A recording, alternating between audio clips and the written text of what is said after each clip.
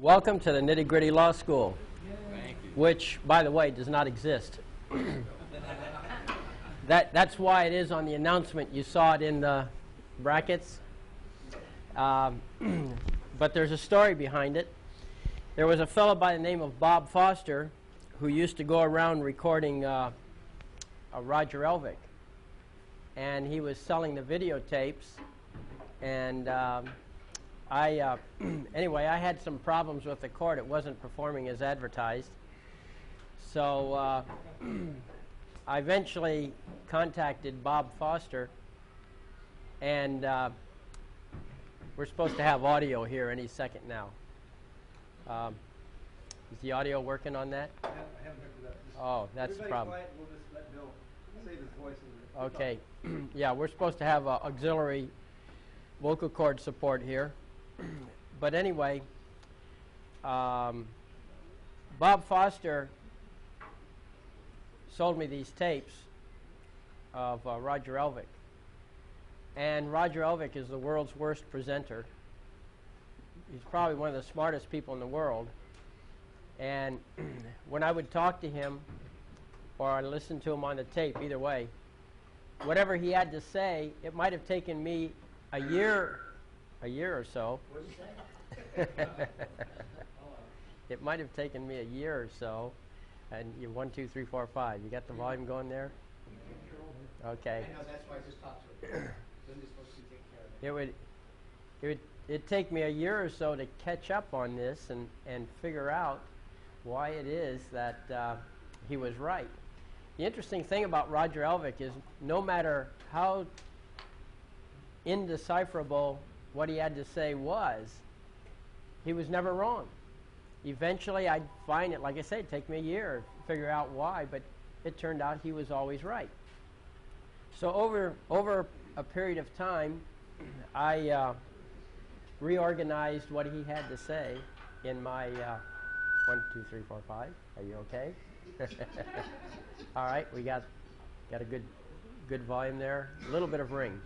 We're going to get some. Okay, It's just got a bad voice. It's not his fault. okay. So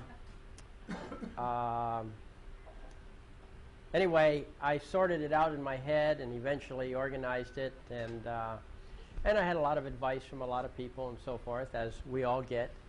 And eventually, this is what resulted. Well, Bob Foster had the Nitty Gritty Law School, and basically he sold videotapes of Roger.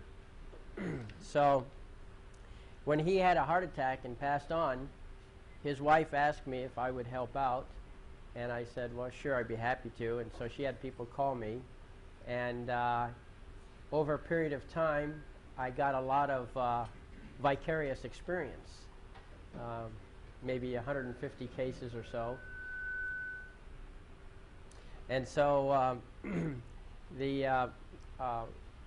I think I've pretty well got it honed down. Now, I want to tell you that we all started off using the statutory approach. We all believed the message that the courts were there to help us. And we've all seen the failures of the court system. So, so the Founding Fathers were quite shrewd. They understood the abuse of power. They understood, they'd seen the extreme with the king. And they put in some interesting features in our Constitution that are now starting to come out, starting to apply. And we're finding out that despite the fact that the government has taken over the school systems, and despite the fact that they have deleted the subject of civics from the curriculum, the information's still there. If you read the Constitution slowly and ponder over the words, you begin to realize it's quite although it's in simple English, it's also quite in-depth in how the government has been fenced in. By taking over the school system, the government has also changed the meanings of some words. They put a little twist on it so that we misinterpret what was the original intent of the Founding Fathers. So anyway, the Constitution is not a living document. It has meaning, and it's there to protect us when the need arises. So, although that's technically wrong, it's really there to keep government constrained. So I've sort of inherited the nitty-gritty law school name from Bob Foster, and every once in a while I bring it out. I used to have a website called Sovereign's Paradise because this is our concept, sovereignty, the sovereignty of the individual sovereignty. And so I call this a joint venture between nitty-gritty law school and Sovereign's Paradise. So here we are.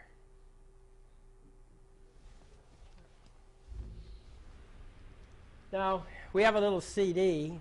I'd like to pass a paper around and get your addresses because, unfortunately, I was planning to spend the whole week preparing for this and have them ready for you. But as it turns out, a couple of people got arrested. That sort of took precedence over preparation. And it's been a hard week last week, let me tell you.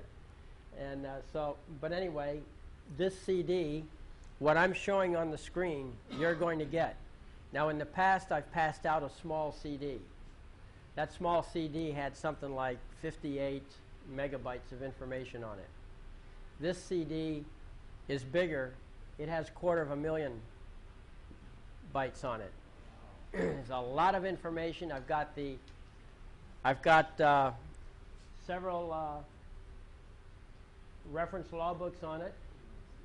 Okay. I have the Constitution of for the United States of America. Okay. Analysis and interpretation. I have the United States Code, Title 18 of the United States Code, Title 28, and you know what? Title 26 is on there too. However, it didn't show up on this menu. That's what doing things in a hurry does, but it's hidden on there. There are a lot of there are hidden files on this thing. Let's see if we can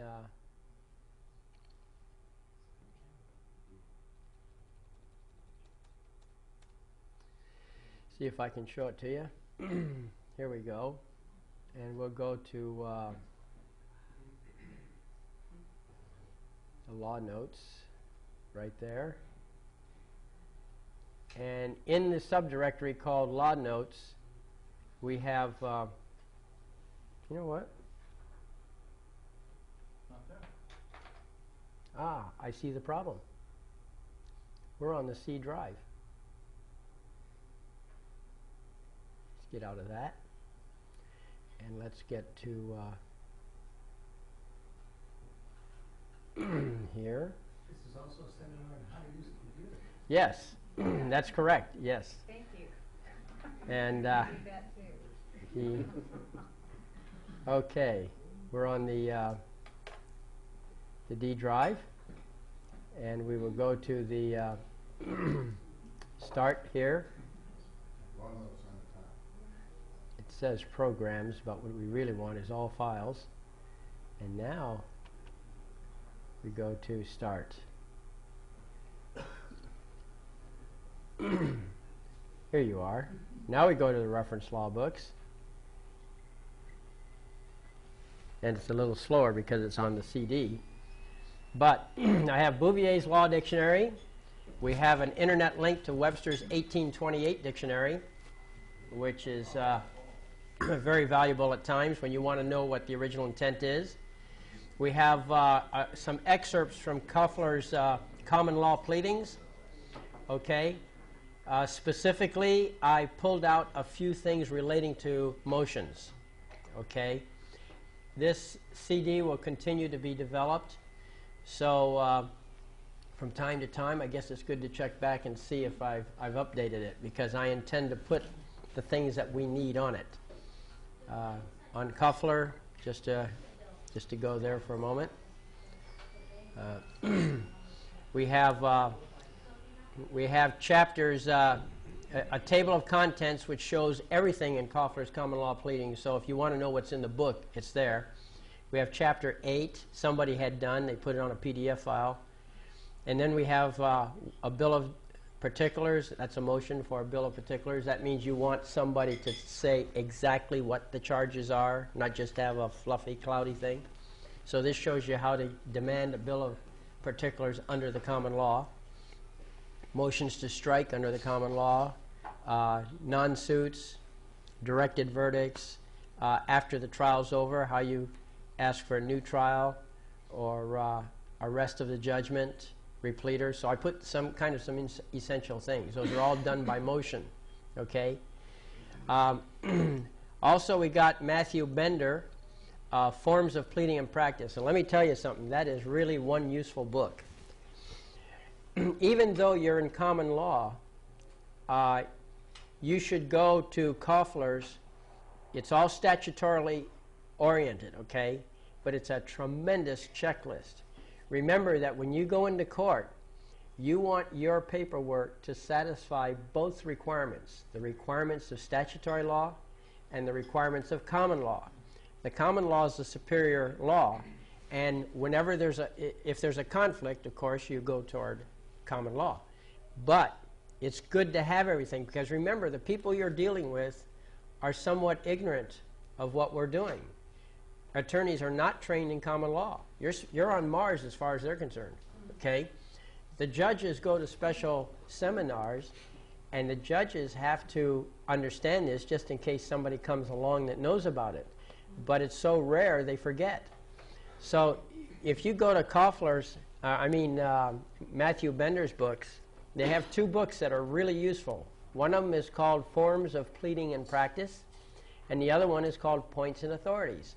And these two work hand in hand with each other. When you put together paper, you can lift the wording right out of it. It's great. They build these books based on cases that won. Okay? So it's really good. I highly recommend that series of books. There's also other good books, too. A famous one is Witkin. Where do you buy them? You can go buy them in any legal bookstore, you know, or they can order them. It's basically West Publishing, I think, is the one that publishes these things, or most of the legal books.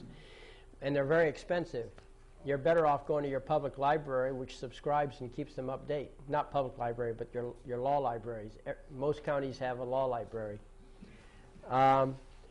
Okay, so we also have the Constitution of the United States here, and I have Title 4, which relates to the flag, Title 18, which relates to the criminal procedure for federal, Title 26, which is the Internal Revenue Code, and Title 28, which is the Federal Rules of Civil Procedure. Now, all these two books, Title 18 and Title 28, also have in them, at the end, the rules of court. So you're getting a double package there. Okay, it's built into that system. And then, of course, sometimes the Act of the Confederation and the Northwest Ordinance comes in handy. All right, then we have California, both constitutions. We have one person in here, by the way, that's never heard of common law like we've heard of it. Okay, and so that person only knows statutory law and is very good at it, by the way. So I'm going to reiterate a little bit of what you already know. It's good to have a reminder anyway. Now I also have on here the entire California Code. Okay?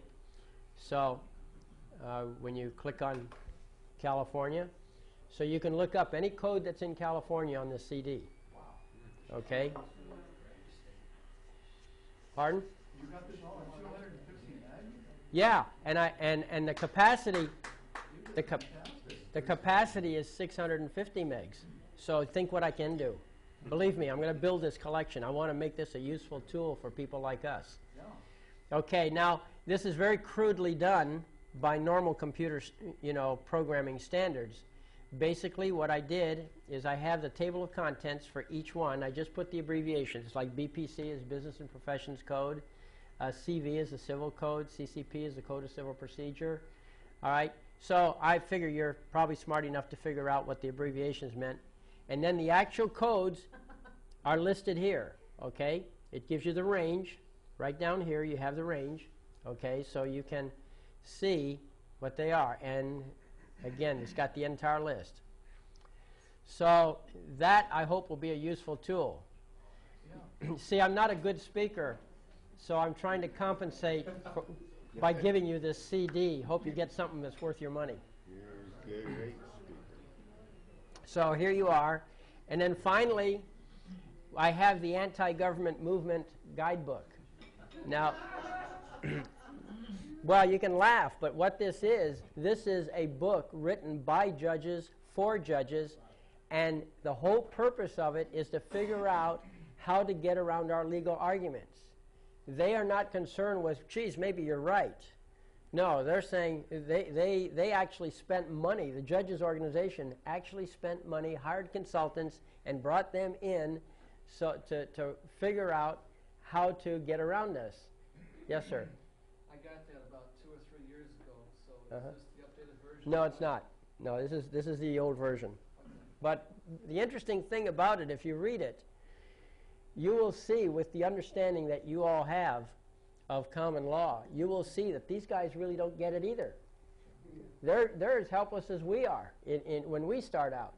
Okay, so when you go into court, it's not good enough to cite what the law is. You also have to explain it. Every paper I submit is pretty much a little course, a little education course in law for the judges. Not for the attorneys, just for the judges. I know the attorneys are a lost cause. Okay? They know I'm on Mars. They're totally convinced of it. And over and over and over again, I hear attorneys saying to the judge, Your Honor, I don't understand the paperwork. I don't understand what he's saying. I don't understand what he's doing. They say things like that. Judge understands, though. He went to the special seminars that they put on for judges. So he understands. Or if he doesn't understand, he quickly understands because somehow he seems to understand the paperwork better. But the attorneys are lost causes for some reason. I've never met a single attorney anywhere, anytime, in all the conversations I had with them. Not one has ever known what a court is. They practice in it, and yet they don't know what it is. And so I'm going to make a quick run through the basic principles. I figure the first hour we'd kind of spend on that, and that will help to give a perspective or remind you of the perspective here, what we're doing with this whole process. I do like to push the Devil and Daniel Webster right here because that author had remarkable insight. I don't know where he learned what he learned or whatever, but this guy, when he wrote the story, he covered really two important points. He showed how a court is put together. He was correct in everything he did in this story relating to common law courts. And just the arguments that went on between the Devil and Daniel Webster. And very important, he tells you how to deal with a jury if you ever get in front of a jury. He had a jury that was picked, properly picked, by the way, by the plaintiff. Okay? That was the Devil. And every one of the jurors was an American because that was what Daniel Webster demanded. And but the Devil brought in people like Black Bart, you know, and a few others. And the jury foreman was something else, or the judge was something else. Anyway, it was an excellent story, and it's very entertaining. It's quite short, but boy, it sure illustrates the principles. So anyway, let's go to the law notes here. So,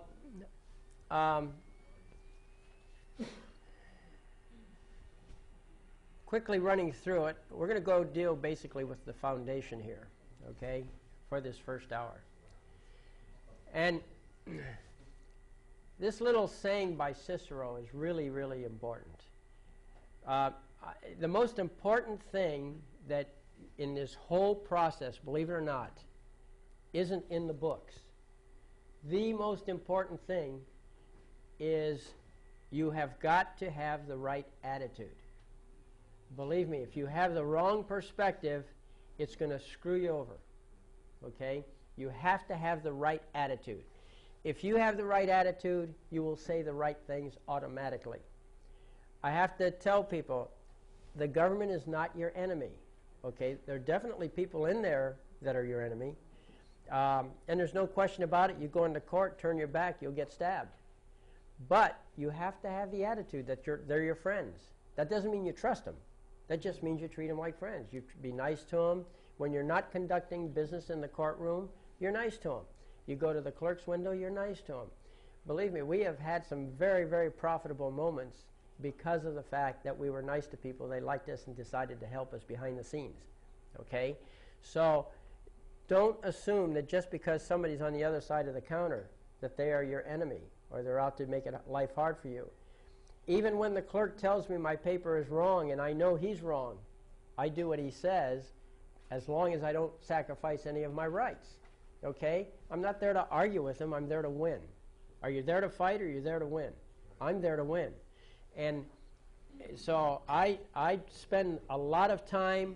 I go into a facility. I have a standard joke I tell everybody. A lot of you have heard it before, but I'll tell it again. I go into a facility. There's always new faces anyway. They never seem to tell each other this joke. So it's always fresh to them. But I always say, you know, as I'm dealing with a clerk, or like I went over to a jail to see a prisoner, and there's the sheriff there, you know, guarding the entrance to the jail. And I just friendly with him, and I say, hey, did you hear about that big fight over at the federal court? This guy fighting his parking ticket? And, of course, they always say, well, no, you know. And, of course, it's kind of unbelievable anyway. Somebody's fighting a parking ticket in federal court. I say, oh, yeah. He says, I said, the guy went in there, and he argued, and the judge finally got exasperated and said, well, Mr. So-and-so, he says, didn't you see the sign? And the guy says, yeah, Your Honor, I saw the sign. It said fine for parking. Let me tell you, that joke's short enough, targeted enough, they love it. Okay? Every one of them loves it. And that really is an icebreaker. And so when you go in, you talk to these people, be nice to them. You'll be amazed at how they'll accommodate you and so forth. It took me 4 days to get, Ron Boggs was in earlier talking about a lawsuit that got filed. And it took me 4 days to get that sucker filed because they never heard of a counterclaim. Okay? I mean, so I accommodated. I called, okay, you want complaint? I'll put complaint on it. Remember, on your papers, titles do not count. What counts is the substance. You can call something a complaint and it's actually a habeas corpus. Okay? So it doesn't matter what you call it. What does matter is the actual text in your action, whatever it is. So, sure, I had it all laid out properly, and then suddenly they didn't like this, they didn't like that, and I knew the guy wasn't hassling me. I knew he was just ignorant. But of course, you know, how do you educate somebody when they think you don't know? Okay? So I accommodated it, and we eventually got, and he says, well, you can't have such and such on there. So I take a black ink and I black it out. You know, redact. I did lots of redacting on it, okay? As long as the basic thing didn't get changed, we were fine. So now it's in. We'll see where it goes. In the meantime, we're suing judges and DAs, and public defenders are getting sued too. Got 28 defendants, by the way. So we made a project out of them. Normally, I only target one defendant, but I could see that we had to make an impact somewhere. Besides, it costs $300 per person in L.A. County Court to file an answer to an action. So, you know, the county needs the money. So I'm helping them. Okay. So, all right, now it's important to speak the right language. Remember, in America, we speak 3 languages, right? We got the language of the street, which changes from day to day, block to block, town to town. Okay, very unstable language, but the street language has a lot of slang in it and so forth. That's a whole separate language. You know, when you see something that's really cool happening, you say, "Man, that's really hot." Okay, well that doesn't work in formal English, but it works with slang. Okay, we have formal English, that's the second language, and the third language is the language spoken in the courtroom. The courtroom English is very, very stable, and it will, it has, you know, it might take 200-300 years for a word to change its meaning. So courtroom English is a good, good reference, good thing to use when you go to court. And words do not mean in the courtroom necessarily what they mean in business English or formal English. So you have to study it as if it were a separate language. You know, it's good to be trilingual in America if you can speak all three English languages that are spoken here. And when in doubt, speak legal English. And legal English, you know, I mean, and we have dictionaries that explain legal English, but they're not called dictionaries. I think one of the dictionaries that is available in the library is called Words and Phrases.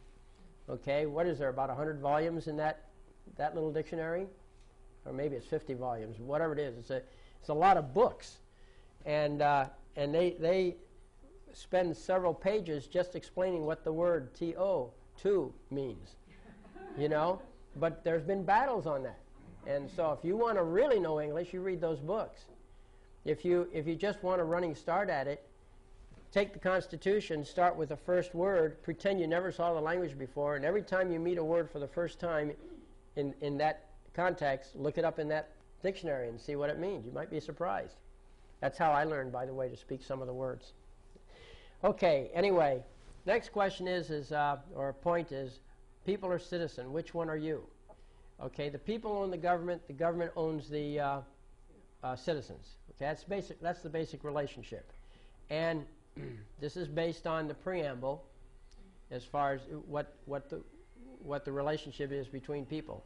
See, I cannot tell you what the word people means. Okay? If you ask me to define people, I don't know. But what I do know is that I'm one of them, and according to the preamble defines, it doesn't say what people are, it only says where they're from and what the relationship is to the government. See, if you look at the preamble, I'll pop down there to it. It says, "We the people of the United States," okay, that's who and where from, and our purpose in order to form a more perfect union, etc. And and who the beneficiary is, it's ourselves and our posterity. All the elements of a trust, by the way. Do ordain and establish this Constitution for whom? The United States of America. That's the trustee. Okay, we are the trustors and we are the beneficiaries, and the United States of America is the trustee. So, okay, then we have, here's the key words right here. Ordain and establish, okay? To ordain means to make law, to authorize. Grab a seat, sit down anywhere. And to establish means we actually created the Constitution. So it's by our authority as people that we create, that this thing comes into existence, and establish it. We are the ones that created it. And who do we do it for? For them. So if I make a bowl, okay, does the bowl suddenly own me? No. See? So if I authorize the government to exist, if I create a business, if I'm the owner of a small business, does the business suddenly own me? No. I can step in. I may decide to hire a manager and be the janitor. And I may voluntarily take instructions from my manager. But anytime I want, I can walk back in and take over because I'm the owner. And so the people, we can, for some purposes, be a citizen, and for other purposes, not a citizen. Just like for some purposes, I could be a janitor or not be a janitor in my own company. So, okay, so that's basically defines the relationship between the people and the citizens. And government. Now understand one thing.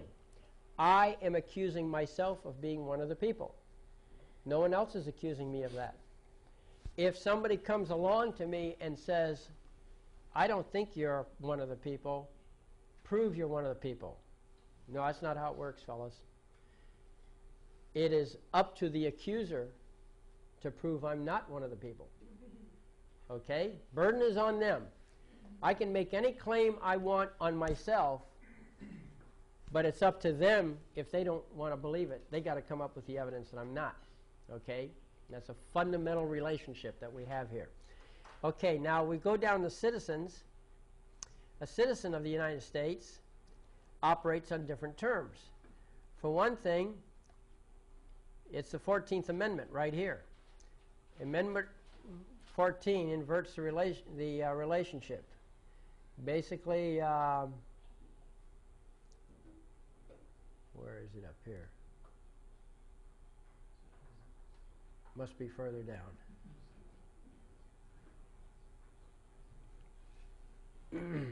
Well, I don't know where I did with it. But anyway, in the 14th Amendment, basically it says that if you are born or naturalized in the United States, and if you are subject to the jurisdiction of the United States, then and only then are you a citizen of the United States. Okay? So if you're subject to the jurisdiction but not born or naturalized, then you're not a citizen. Or if you're born or naturalized but not subject, you're not a citizen. Okay? So if you were born here but you're one of the people, then you're not subject. So therefore you're not a citizen. Now what they do in school, they don't teach us the words of freedom. They only teach us the words that bind us. And so they teach us that you should be a good citizen. They displaced the subject of civics. Civics, by the way, means the study of personal rights. They displaced that. They brought in a new course, which they chose to continue to put under the shadow of civics, the name, but it was actually American government. And it was back in around 1950 that they got honest and started calling the classes American government. Or social studies, I think was another ruse. So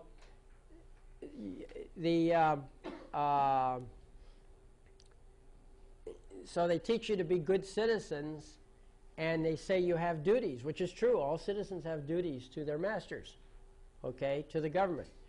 When they passed these 13th, 14th Amendments, what they were doing, they said they were freeing the slaves, but that's not true. What they were doing is they were transferring the slaves out of private ownership into public ownership. And they did that for the black people, but then, because of the wording and the fogginess that comes with the modern education, they then transferred, they're trying to transfer the white people also into slavery. See, the public slavery. And slavery I'm defining as not being able to do what you want, when you want, where you want, but rather you have to work at someone else's orders. Okay? So citizens have to have driver's license, marriage license, business license, special licenses for special things, whereas if you're one of the people, you don't. Okay? Of course, that's theory. In actual practice, there are problems with enforcing your rights. So we compromise sometimes. Sometimes some of us do get driver's licenses, and we do get business licenses and so forth because we just don't want to spend time battling. But in theory, the licensing is only for the citizens, not for the people. Okay, well, enough of that. There is a difference between people and citizens, and this is covered in this CD. Okay, the Bill of Rights. The Bill of Rights, basically, that is part of the instructions to the government. Understand one thing, that when you sue the government, you should never, ever claim in your lawsuits that your rights were violated, okay? Because they're under no obligation to not violate your rights, okay? Whenever your rights have been violated, the proper way to say it is that the government exceeded its jurisdiction. And because it exceeded its jurisdiction, you then became injured in the loss of your rights. Okay? That's the proper sequence. Because, all right, so now, here we have, I went to the Senate document 99-16, which is also known as the Constitution of the United States of America, Analysis and Interpretation. And there's a complete copy of that on this CD. But I took an extract of it, and on page 956 and 957, there's a footnote 12. And in that footnote, they list all of the Bill of Rights, or Bills of Rights, that are available to the citizens. Okay? And they also list the ones that are not available to the citizens. Because remember, a citizen has no rights. All a citizen has is privileges granted by the government. Okay? But in order to keep the scam going, because after all, governments do have an allergy to revolution. So in order to keep it going, they give it a name that misdirects the attention of the citizens. It's called civil rights rather than civil privileges. Okay? So, but civil rights are legislated rights.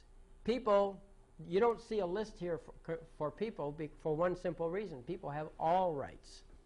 Okay? You don't need to list them.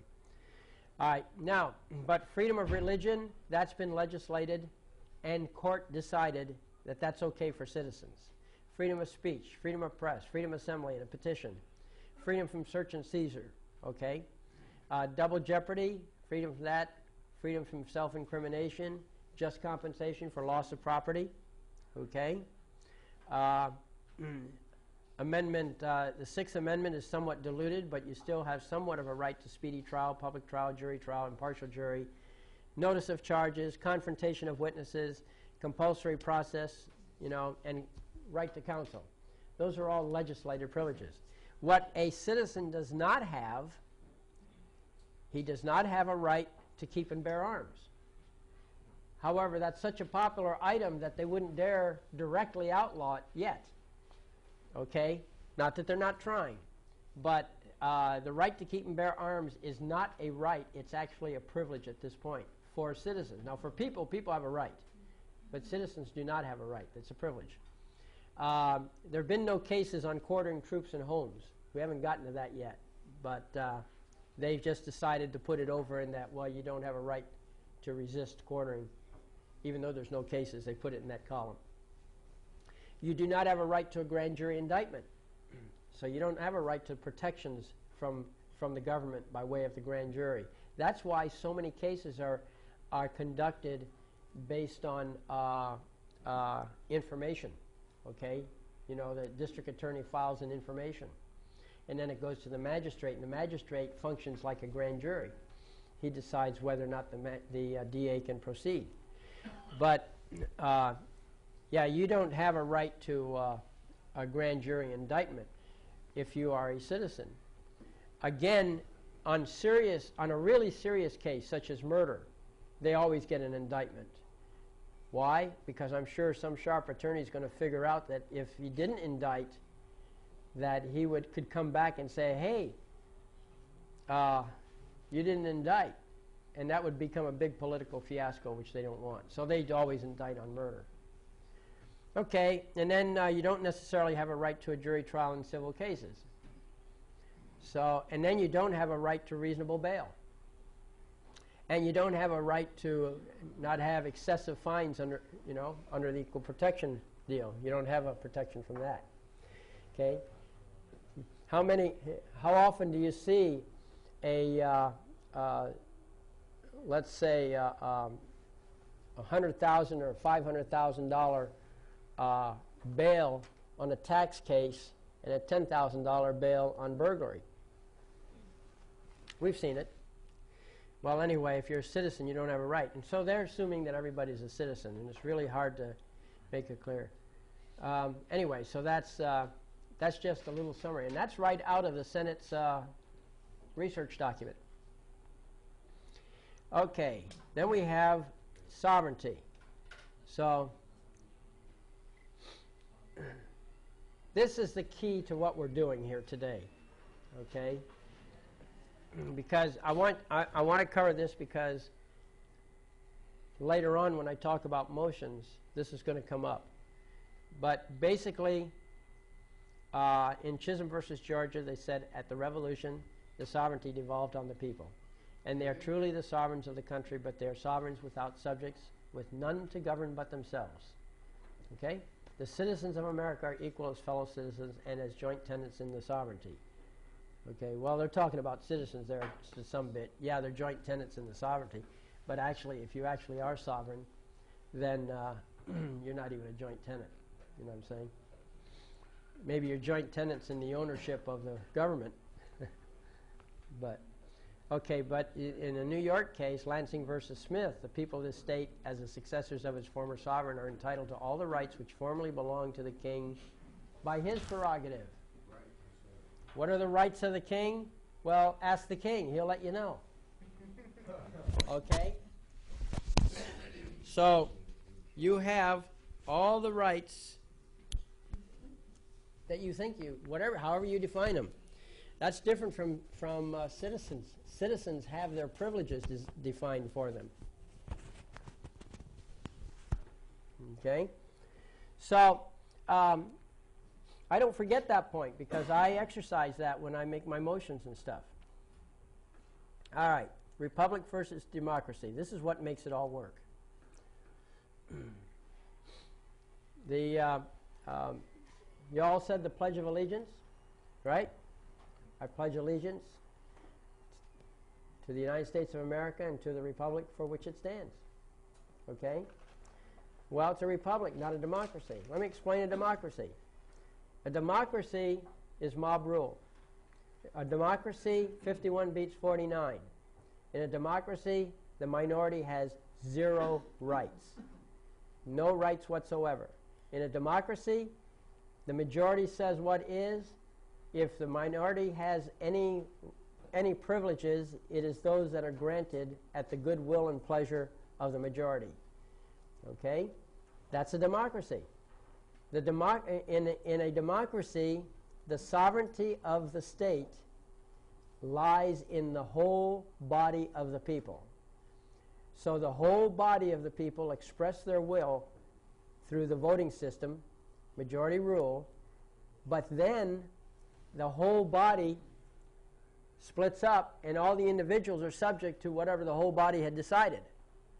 So understand that whatever the whole body of citizens vote for, that is a mandatory force that goes on the citizens. By the way, has anybody heard George W. Bush say that he's got a mandate from the people? Yeah. He's right. He's speaking legal language. He's correct. He's got a mandate on the citizens. Okay? That's how democracy works. But this is actually a republic, but it's only a republic for the people. The citizens operate as a democracy.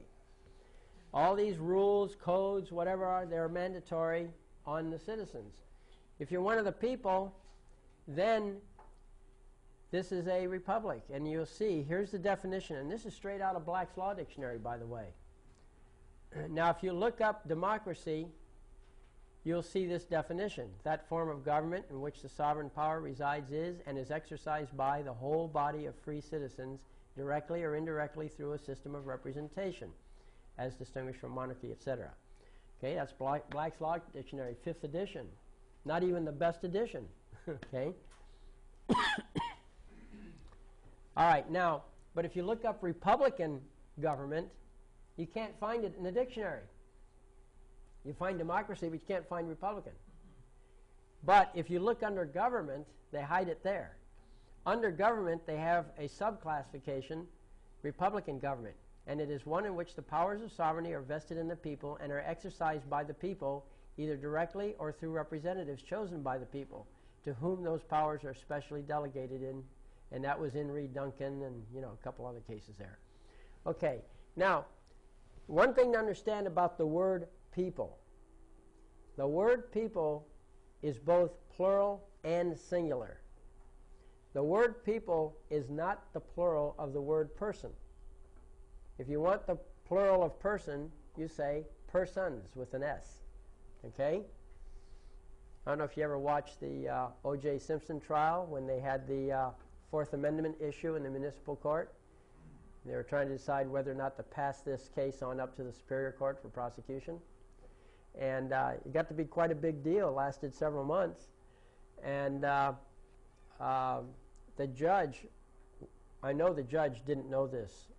She's a municipal court judge. She couldn't have been this sharp. But she had help from somebody. But when she read her decision, she never once used the word people. She always said person or persons in the entire thing throughout. And what were they doing? Well, they were treating O.J. Simpson as a person or as a citizen, not as a people. That's why. So the Fourth Amendment did not apply in this case. That's basically what they said. All right. Well, anyhow, let's see. So the thing about a Republican government is this, that the people can exercise their power either directly or through the representatives. Well, I take that concept seriously. I'm one of the people. I've got the power. Okay? And in this case, power means the legal wherewithal. Okay? So I'm a king, and I'm going to do what kings do. And one of the things that kings do is they have their own courts. Okay? So I also am one of the owners of the country, so what I do is since I already own the Superior Court, my own private court, I also name the Superior Court. And I put my papers right in there. I let their warehousemen store my papers. Their warehousemen are called clerks. Okay? So anyhow, the thing about being sovereign is that there is no higher law. Okay? There may be a higher moral law, there may be a higher God's law, but there's no higher secular law. Okay?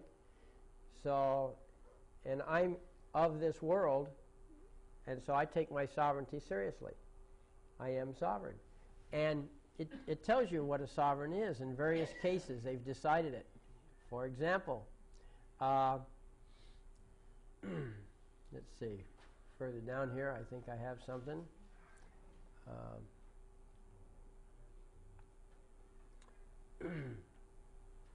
Oh, it's not. I guess it's higher up.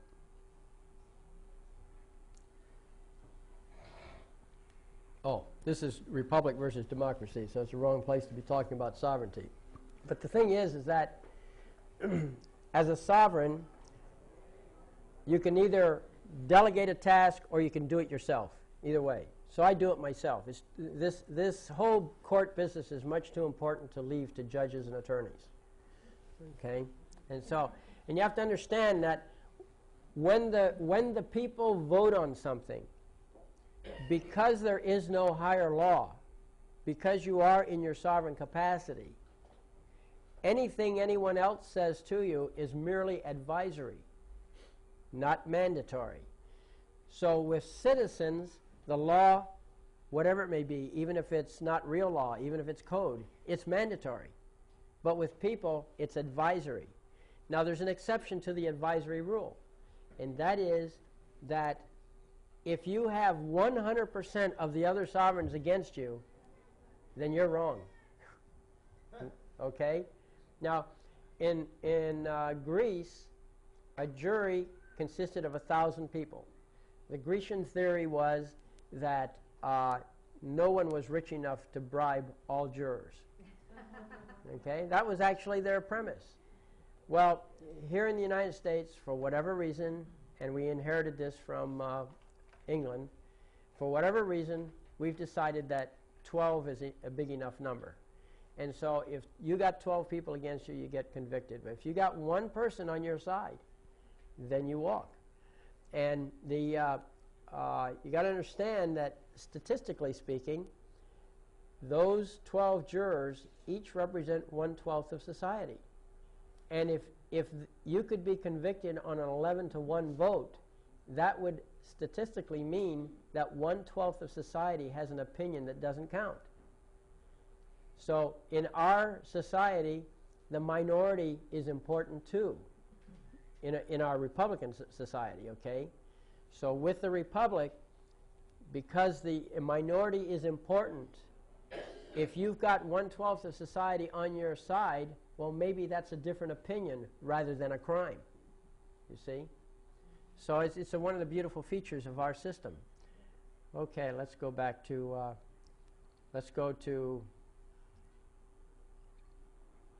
back to sovereignty here.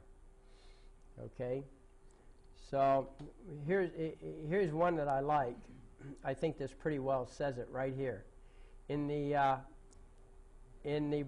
Bagley-Keene Act, which is the California Government Code, Section 11120, and in the Brown Act, which is Section 54950, and all of this stuff is going to be on the disc that I'll mail to you.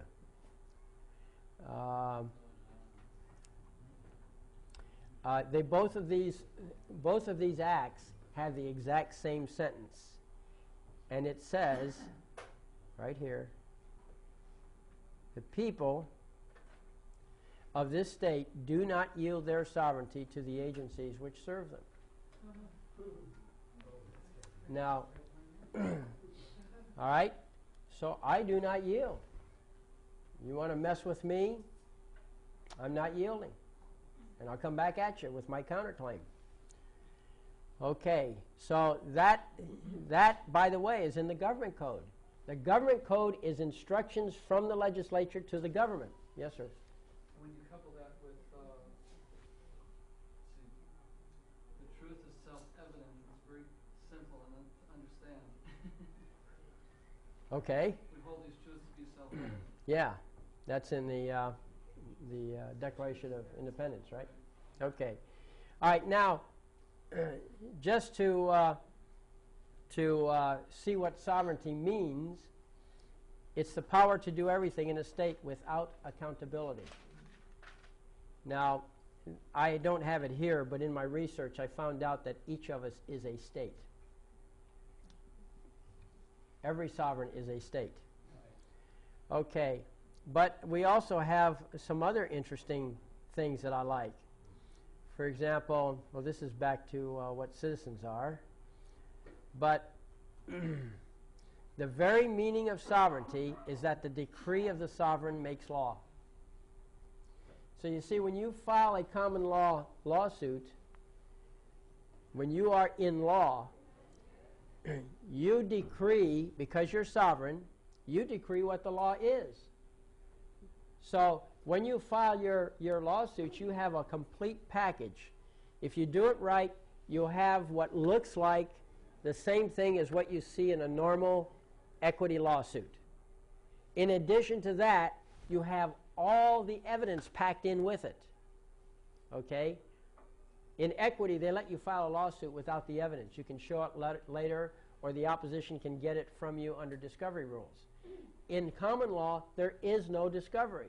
Why? Because there is nothing to discover. Okay? When you file that lawsuit, you hit them with the whole package. Got the evidence and everything. When they come up with their answer, they better attack your evidence then. Otherwise, if they fail to object, it means they agree. Okay? So, also, you present your arguments. You do everything. I mean, it stands alone. There's no need to have a hearing. Okay? At least not from my point of view. It's all there. And we laugh at them when they come when the opposition wants to do discovery. Discovery about what? You know? We just say, go fly a kite. Well, what they're going to do is they're going to go to court and get a motion in limine. Great. Hey, I'll volunteer for that. Go ahead and limit my evidence. You know? I'm happy that they won't let me present any more evidence beyond what I've already presented. Okay? It's all there. So anyway, it really simplifies the case. Sometimes I do go along with discovery only because I know it's running up their costs. Remember, a lot of lawsuits are wars of attrition. Okay? Well, you know how to run their costs up. So the thing is that sovereignty means that the decree of the sovereign makes law. Okay? There you are. Now, this is an important case right here. I love this case. This is a reservation of sovereignty. This is Marion et al. Versus Jicarilla Apache tribe. And what happened was that Marion went into a contract with the Apache tribe to do some mining and haul some materials out. And they made the arrangement, splitting the profits and everything. And after all the equipment was in and they had a going operation, the Apache council said, you know, we need to apply an extraction tax. So the corporation screamed to high heaven on that one. It ended up into the Supreme Court. And the Supreme Court said, sorry, Mr. Corporation, but they're sovereign and they can tax. Okay? And here it is. This is what the Supreme Court said. All right, if I can get it right here. It is one thing to find that the tribe has agreed to sell the right to use the land and take valuable minerals from it, and quite another to find that the tribe has abandoned its sovereign powers simply because it has not expressly reserved them through a contract. To presume that a sovereign forever waives the right to exercise one of its powers unless it expressly reserves the right to exercise that power in a commercial agreement turns the concept of sovereignty on its head. Now, why is that an important case? Because you've heard it. Gee, if you've got a Social Security number, you've given up all your rights. Gee, if you've got a driver's license, you've given up all your rights. No. That's a narrow contract. It's there. It's subject to all the rules of commercial contracts, and you're still sovereign. Okay? So that case is the linchpin case that preserves your sovereignty if somebody wants to use that excuse. Now, understand what contract fraud is. If you and I go into a contract and I know something that you don't know about this contract, and I know that if you knew, you would not go into the contract, and if I fail to inform you of it and I go into the contract with you anyway, that is fraud, and that crashes the contract. Well, guess what? They come up to you, you say you have a Social Security number. You are obligated to the contract. I don't know if they'd say it that plainly, but that's what they would do. And so my question is, well, show me. And they come up with this law. They call it law. I call it a code. Okay? And they say, here, this obligates you. I say, did you know that? At the time we went into the contract? I didn't know that. What does that do to the contract? That's right. So I have no problem with the Social Security number and driver's license. I admire those who fight the battle, but the fact is that I've been fighting so many bigger battles with other people and so forth, helping them out, that I haven't really taken time to take care of those issues. Okay. All right, now let's see. What is the definition of a court? Okay? Well, let's see. Now we have court of record and so forth. Let's talk about, I'm going to skip that just for a moment. I want to talk about court etiquette. I think you guys, I see people going to court and they really don't understand some of the unwritten rules of court. Okay? Real important here. Number one, whenever you are in court, you never talk to the other side directly. You talk to them through the magistrate. Okay? It's true they can hear everything you're saying, but you direct your focus, your attention to the magistrate. You speak to the magistrate. You talk about the other side in the third person. Him, her, it, whatever. But you talk to the magistrate. You never use the word you to the magistrate. The magistrate is a figurehead. He is merely representative of the court. He is not personally involved. Okay? That's the theory. So whenever you talk to to the magistrate, you always refer to the court. Okay? If the court agrees to this, or if the court wishes this, or the court whatever. Another important custom is that you never control the court. Not if you're one of the litigants, okay? In other words, you don't say the court's attention is directed to such and such. What are you doing? You've now taken command of the court when you direct the attention. What you should do is you should say the court is invited to see such and such, or to take this into account.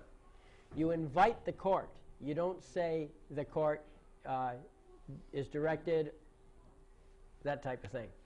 It's a common error. I see attorneys do it regularly, okay? And they're wrong. So use judicial notice? Well, a judicial notice is the court taking notice of something. You're not ordering the court.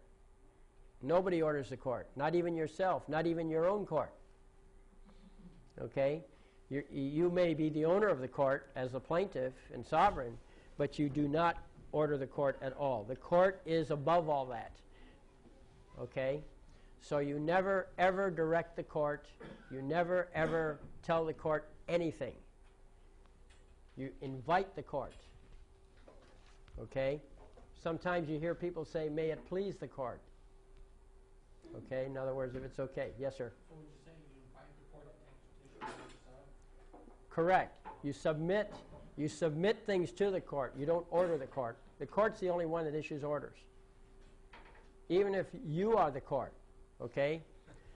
Now let's get into the definition of a court. But I just wanted to say that little bit about the informal type thing. What is a court? The dictionary definition is that it is the person and the suit of the sovereign. Okay? So you don't have a court unless you have a king or a queen. You don't have a court unless you have a suit. Okay? Now in the old days, meaning going back 500 years, a court consisted of the king on his throne and all the courtiers in the room. That was the court. People didn't know how to write. The court record was the memories of the people. Okay? Of the courtiers that were there.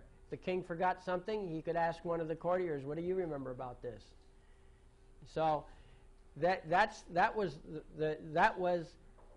it was the king, the sovereign, and his suite. Okay, the suite was all these people. Well, later they dropped the E off of suite and it became suit. Okay, if you look in the older dictionaries, it says it's the person and suite of the sovereign. Well, the modern suite is actually the suit, or in other words, all the papers. So the people, the courtiers, now became pieces of paper. But the concepts are identical. Okay? You look to the paperwork for the memory of the court. So that's technically what a court is, the person and the suit of the sovereign. Since you are the sovereign, you file a suit, guess what? You cannot be non-suited. Nobody has any authority to throw your suit out. That's what a non-suit is. Okay? You're in your sovereign capacity. The sovereign cannot be non-suited. All right? You'll find case law on that if you go looking for it. I may have accidentally included that in here. I don't know. But you cannot be non-suited. That's one of the things. You've heard of suit being dismissed for failure to make a claim upon which relief can be granted. Well, I've got something in here that relates to that, so you can look that up if that issue comes up. So a court is a court is the person and suit of the sovereign. Now, that's the technical definition, but what's the real definition? The real definition of a court is that it's a stage upon which the sovereign puts a good show to convince the rest of the world that he is right. See, you're sitting on your throne, and you look out the window and you see some knave out there stealing oranges off your orange tree. No problem. You send the guard out, pick him up, throw him in the dungeon. Right? You're the king. You know you're right. He knows he's wrong. What's to argue? Well, on the surface of it, that looks good. However, the problem is this, is that the knave has friends. And although kings are sovereign, they also die easily. And if he's in the dungeon and everybody thinks you did an unfair thing, what's going to happen to you as the king? Okay? So they came up with this clever system. They have a trial. They bring it all out. Everybody's invited to the court. Okay? We've got lots of courtiers running around at the center of power. And so you put on this, you present the evidence and so forth. Now everybody knows that, I mean, even though they're his friend, they knew he asked for it. So the king gets to live longer. That's why you have courts. And I want you to understand this. This is perhaps the most important aspect of legal procedure that you must remember. Do not fail to forget this, because it is extremely important. You are putting on a show. You are there not for your benefit, because you know you're right, not for the defendant's benefit, because he knows he's wrong. You're there because you're convincing the rest of the world you're right. So do the things that sell your case to the world, okay? The court clerk has rules. The opposing attorneys have a rule system they believe in. When I structure my paperwork, you can hardly tell the difference between it and what an attorney would do, excepting for certain key things, like I'm one of the people, okay? I make that claim. So that it's very subtle what I do, but it's legally solid. And on the other hand, the attorney reads it, it makes sense to him. It's in the form he's accustomed to. This is all part of a sales job on him, okay? Because if you don't do that, they're just going to say, you're crazy, okay? And even if you're right, you're crazy. Okay, I'm trapped in this thing. There it is. There we go. Here's the cover page. Here's the cover page of a habeas corpus that somebody did. Okay? Nice big letters. I made a short presentation on purpose. Has nice big letters on it. Doesn't conform at all to the normal form of the rules of court. Okay? I can tell you that no matter how right she is, people looked at that and said, this is crap. The judges look at it. The attorneys look at it. Okay? So don't do that. Don't call on the powers of Yahweh. Okay? You've seen it in the paperwork. That's right. Look, you know, I believe in God. I think, you know, God does us a lot of favors a lot of times. I see it in my life that events unfold where there was this mysterious hand of destiny that somehow protected me or whatever. I've seen that actually happen. But if you look at the Bible, and I'm not big on the Bible because I never study it, but I do know a couple things about it. And one of the claims of the Bible is that this is Satan's world. And God's letting him have this as his playground until that Armageddon shows up. Okay? So if you're going to be dealing with these secular people who are ungodly or Satanistic in their approach or whatever they are, by all means deal with them on their terms. Because God has informed us in the Bible that he's holding back. He's letting this guy have his show. All right, so I know that when I put in all references to God and all references to the Bible and my God-given rights and so forth, that's falling on deaf ears. Does not make a good show for Satan. So there's a lot of good people there who were trained under Satan's rules. But they have a good heart. So you've got to give them good paperwork, good arguments that they understand. Remember, I'll tell you, one of the most glorious moments that I've experienced was one time this woman went down to court to file a paper. It was a Friday morning. She was there from the moment they opened until noon, trying to get them to file papers. She actually created her own order, sovereign order, ordering the clerk to file the paper. She got absolutely nowhere, okay? But she followed the first rule, which was to put on a good show. She was friendly to the clerk. She had long-term relations with the clerk over the many months that this lawsuit was going, you know. So she had a good rapport. Very important to have good rapport. And anyway, but she got nowhere with the clerk. The clerk said, no, look, if you want me to file this, she says, I don't think I have to file it. But if you are right that I have to file it, you get your remedy is to the appellate court. You go to the appellate court, you get an order, and they will order me to file the paper. And this lady said, no, I'm giving you the order. I'm in the United States District Court. This is the person in suit of the sovereign. I'm the sovereign. You have to accept the order. Well, I got nowhere, okay? So at noontime, she went home, and she called me on the phone wondering what to do, and we chatted about it and so forth. And we theorized. You know how that goes. The next morning, Saturday morning, she got the mail, and there was a letter from the clerk. The clerk wrote her a letter inviting her to bring the paper down to sign it. Because Friday afternoon, after she had left, the clerk researched the question, found the specific code authorizing her to file it. And the code specifically was Title 28, Section 1361. I hope I'm remembering that correctly. And this is the section, Title 28, Section 1361, 1361.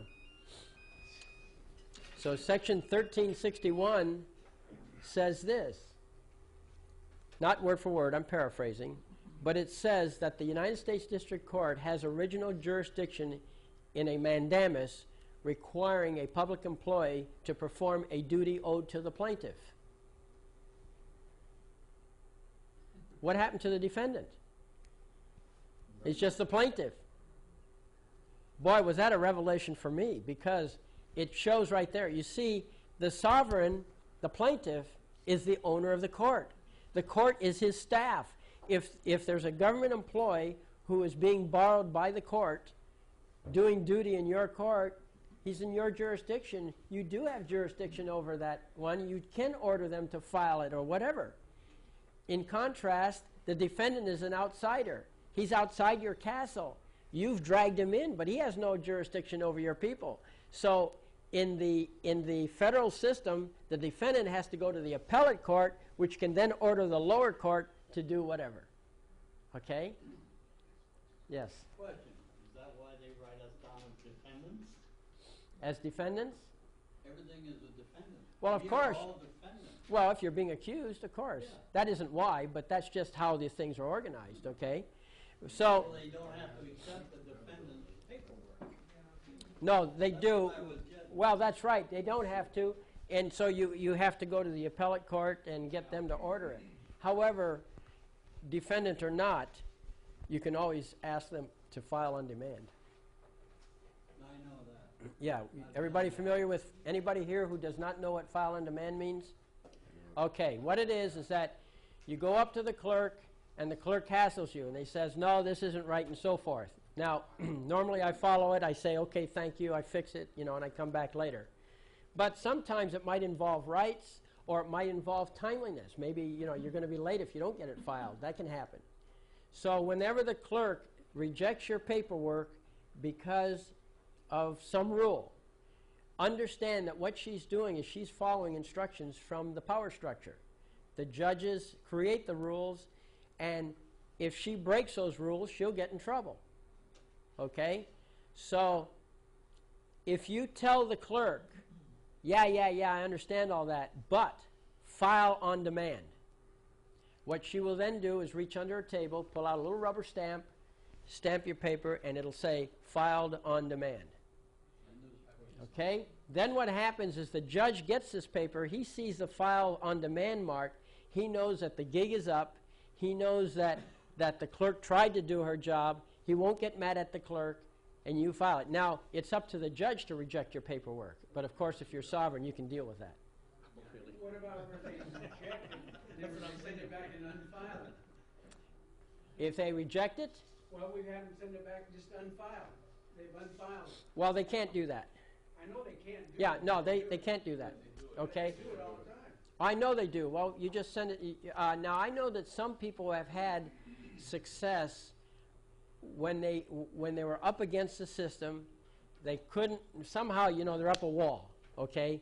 What they would do is they would send it by registered mail. And when they got it, it stuck. Yes. That's why we do it. In his case, you send it by registered mail, file on demand. They have to file it. Well, I don't, like I say, I don't know the specific rules for this, but I do know as an overall national pattern from what I've seen, when you're registered in those tough situations, but you see, if you have that kind of a problem with them, I suspect what happened is that they hate you. Okay? You're not dealing with procedure anymore. You're dealing with personalities. And you need to correct that because you're violating the first rule, which is you've got to have a good show. And you haven't put on a good show. Okay? I mean, that's basically the problem. And you need to do some salesmanship here. Yes, sir. So you're saying that if they hate you, that's down to you to fix? Yeah. To correct whatever you're Absolutely. You're the salesman for your own Get them case. back on your side? You're the salesman for your own case. If they're giving you a hard time, it's time to ask yourself why. Now, if you've put their personal status at stake, like they might lose something from their paycheck or they might get fired for doing something, that's a different story. But you gotta figure that out. But basically, what you need to do is you need to do a sales job. They see you. I'll tell you what I did one time. The very first time I got involved with this business of issuing an order to the court on my own signature, there was a case going. I went up to the municipal court clerk. It was a small court, okay? It was actually in Redwood City, okay? Relatively small court. I went to Redwood City, and I asked to see the clerk of the court. They brought out their supervisor, the top one of that in that installation. And I was dressed like an attorney. I looked like an attorney, every bit. I had pinstripe suit, proper tie, vest. I really looked like an attorney. No beard. No beard, that's right. And I went up to there, and like I said, I requested to see her. So she came out, and I said, I introduced myself. I said, I'm working with this case. And the reason I'm talking to you is I said, we're going to do some really strange things on this case. And I just didn't want you to think you had a bunch of crazies out here. So just as a courtesy, I wanted to let you know that there's something coming down the pike. And I just wanted you to be prepared for it, It's just a little consideration. So when my case showed up, and I'm issuing orders and filing, stuff, it was no big deal. Okay? A couple times she had to come out to approve the paperwork. The lower clerks didn't understand it. From their point of view, she broke the rules. In fact, she was better trained and she understood, but there was zero animosity between us. We were very friendly. I told her my parking joke, and believe me, it makes a difference. So, yeah, if you're having a hard time filing papers, you need to rework it. Now, I understand that sometimes you see, every formal system has behind it an informal system. And the judges do talk to the clerks, okay? They do talk to the sheriffs. There's communication back there that's informal, down at the bar somewhere. They talk about cases. Understand that. When you have everybody at the bar saying, yeah, we know him, he's a pretty good guy, we like him, something. Just unbelievable how that greases the wheels for you. So the first thing is have an attitude, a good attitude, friendly. They're just doing their jobs. I know that there are some people out to crucify you. At least pretend, okay? I had an attorney one time screaming at me so loud in the Orange County Superior Court. Anybody been in that Superior Court building? It's a big building, The halls are like, 300 feet long, something like that, the length of a football field. And he was screaming at me so loud, I heard the echoes bounce off the end. Okay? Made me feel good. But, you know, that... Yeah, it was an encore, automatic encore. But anyway, this, but I stayed friendly with him. You know, yeah, okay, you know. But he, for some reason, didn't like my motions. He was the guy, by the way, that I was in chambers with one time. And the court looked at my paperwork, and he said, who wrote this for you? I said, nobody. He said, you did this yourself? I said, yes. He said, well, where did you learn this? You know, because I'm, like I said, I write my papers like an attorney does. And I pointed to the evil attorney across the way, and I said, I had the finest instructor in the world. And by the way, he was. He pulled every dirty trick you can imagine. I probably had every possible permutation of motions and things going on because of this guy. And I'll tell you, he kept me really, really up late a lot. But boy, did I learn. And it's great having it. If you ever get an adversary, it can really be beneficial for you, believe it or not, even though you're in a lot of pain at the time. So anyway, I'm telling you, be friendly toward the court personnel. It's so important, and cops and everyone else. Hi. We belong to a group and we're studying all this together. And I know when we talk at our next group meeting, they're going to say, oh, we want a copy of the tape. So do we refer them to you for the CD? Well, actually, I'll mail out a bunch of CDs to all of you. You're welcome to make copies. Sure, I don't copyright any of my stuff. I'm trying to set a different standard on these meetings. I think that when we have an all-day seminar, you should be comfortable, well-fed. I hope you are. That whatever materials are offered, you get. It's included as the price. I never believed in this, you know, come in and nickel and diming you, okay? So you're going to get the full package. If you want extra DVDs of this meeting, you can get Dennis Whipple's address and just order it from him direct. That's how he makes his living, is doing this stuff. He does a good job. He's all over the place. Hopefully he brought a stack of business cards so that you can all, you know, yes, sir. Also on the web, Orange County Freedom Forum's website will tell you how to get a hold of Dennis to be able to get. Okay, and what is the website? It's http://freedomforumoc.tripod.com. Use the microphone. Slow down, start over. Slow down. I don't think everybody writes as fast as you talk. It's very slow here. Use that mic there. Take it real slow. Okay. All right. http:// freedom, give them time to write it. The word freedom, forum forum, oc.tripod.com Wait a second.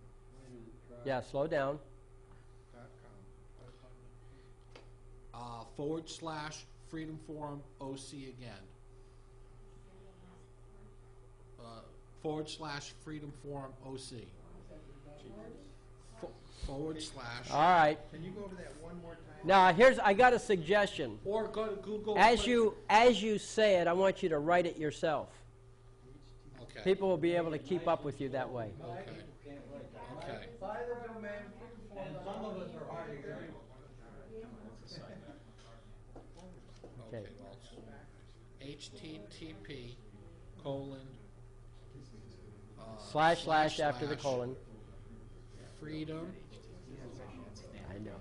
Forum But he doesn't know. OC.tripod.com .tripod.com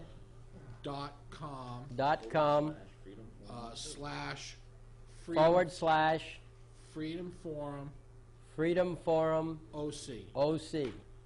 That should get you to the website, and that has Dennis's address all on it as well.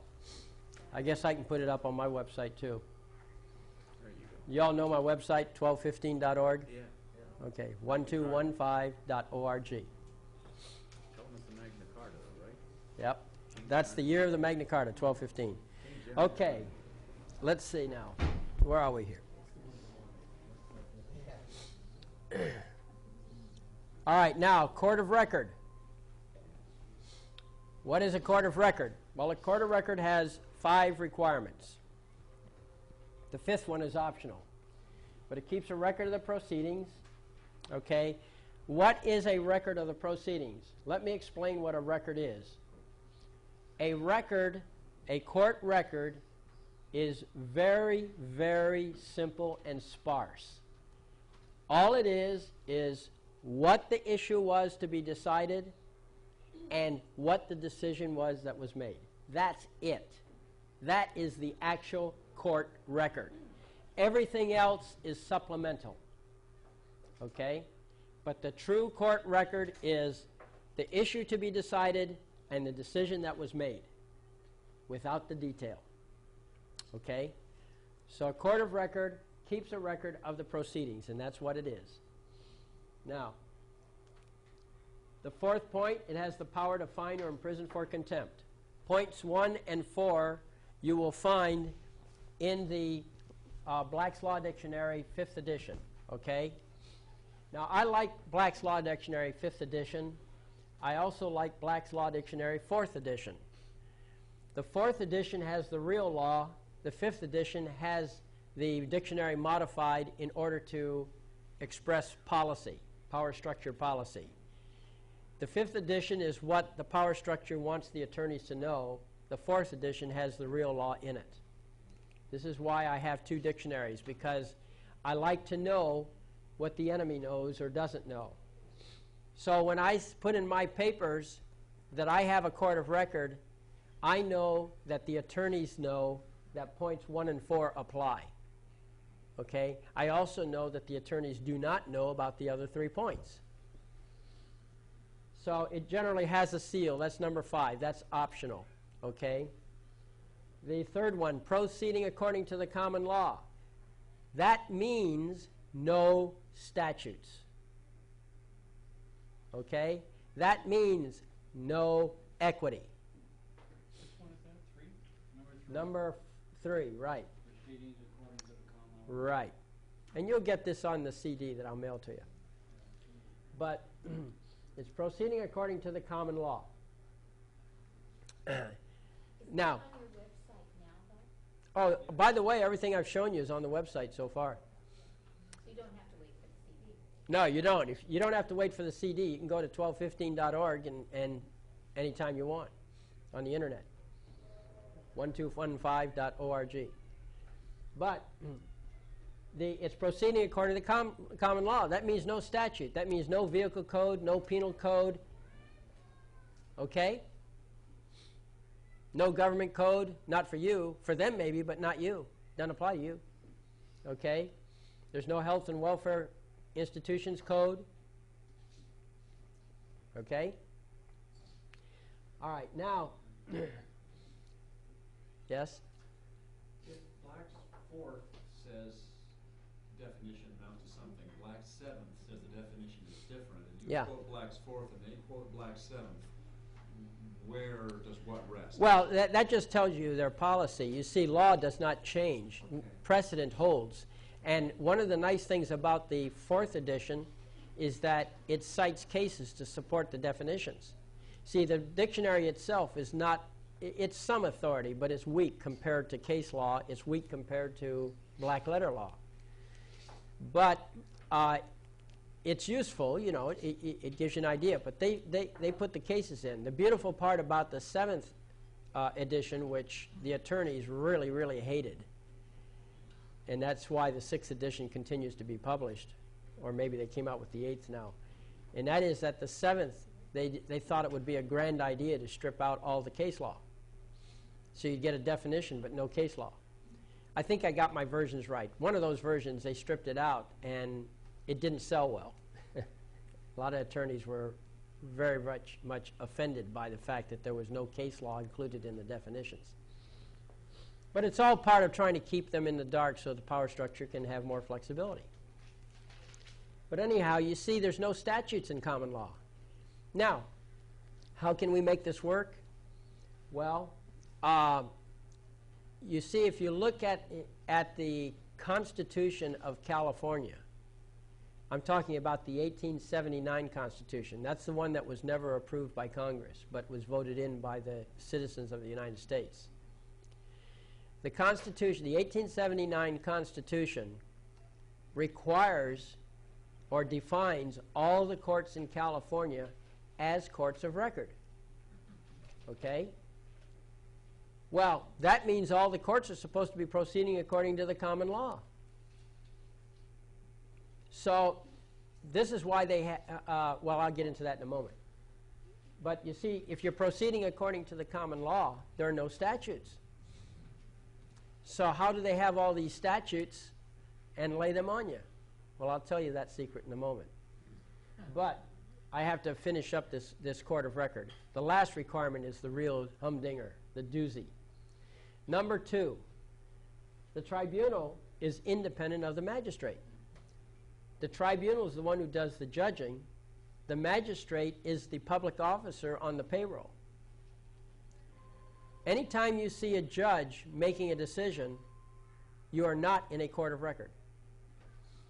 Only the tribunal can make decisions. The judge uses his discretion, you're not in a court of record then, if you allow it.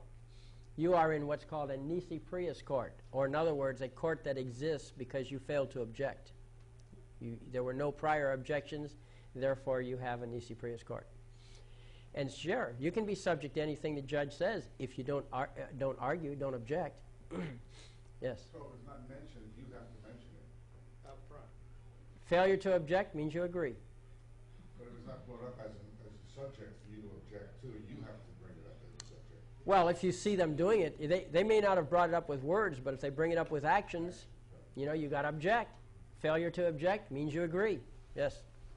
In fact, should you not object to anything and everything you can to secure even more? Well, basically, yeah, you can make a general objection. It's like one guy, he was in court, and the judge said to him, yeah, I know, you object to everything. Well, thank you. He got the acknowledgement. He didn't need to object anymore. You know? Hey, you're on your own trip, but it's all reversible now, see? Because the judge said he understood. The judge thought he was being sarcastic, but you know what? Emotions don't show through on the transcripts. Anybody wants to talk, have them go to the microphone. Well, sure. There's some mics nearby. Yeah, we have a microphone here, so if you want to say something, great, or we can transport it to you. It's got some length to the cord there. Anyhow, the tribunal is independent of the magistrate. No decisions are allowed. That's why it is when a judge makes a decision, since I'm the sovereign of the court, you know, the court's the person in suit of the sovereign. Here I am. I own the court. I hire the judge to work for me. It's a court of record. He has no discretion. He cannot make any decisions. Furthermore, whatever he does, if you go to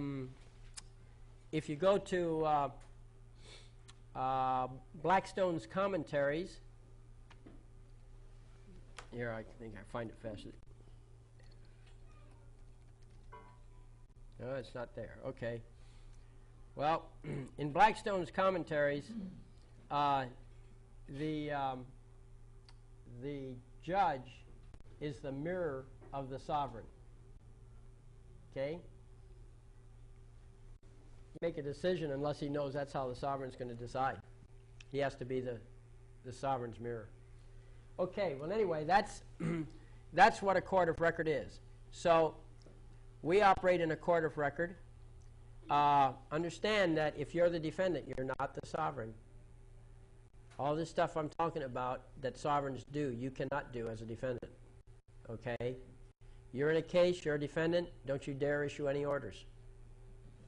Because you will be in contempt of court. That will be a misdemeanor. You will be subject to whatever they put on you. Okay? So, if you find yourself to be a defendant and you want to exercise these rights and powers, you're first to convert yourself out of the status of defendant into the plaintiff. And that's what a counterclaim does for you. The foundation of a counterclaim is jurisdiction. You are challenging jurisdiction. Under the rules of equity as well as the rules of in law are that any time jurisdiction is challenged, the plaintiff, the burden of proof falls on the plaintiff to provide the proof that he has the jurisdiction. Jurisdiction cannot be assumed. Okay?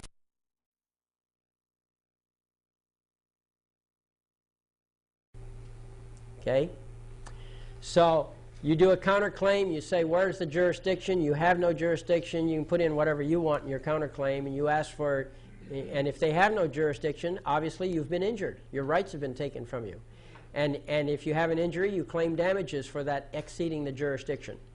Okay? Back again, if the government violates your rights, what do? You say, hey, you guys, it's a chain of events. You guys exceeded your jurisdiction, so the consequence of that, the next link in the chain is that I was injured, and the next link in the chain is I want damages for my injury. Okay? All right, so that's a court of record. Enough of that. You now know, I hope. Okay. So, a brief word about habeas corpus.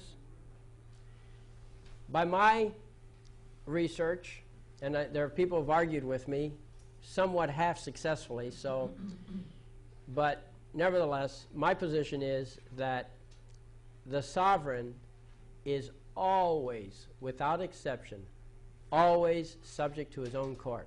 Stand by for a tape break.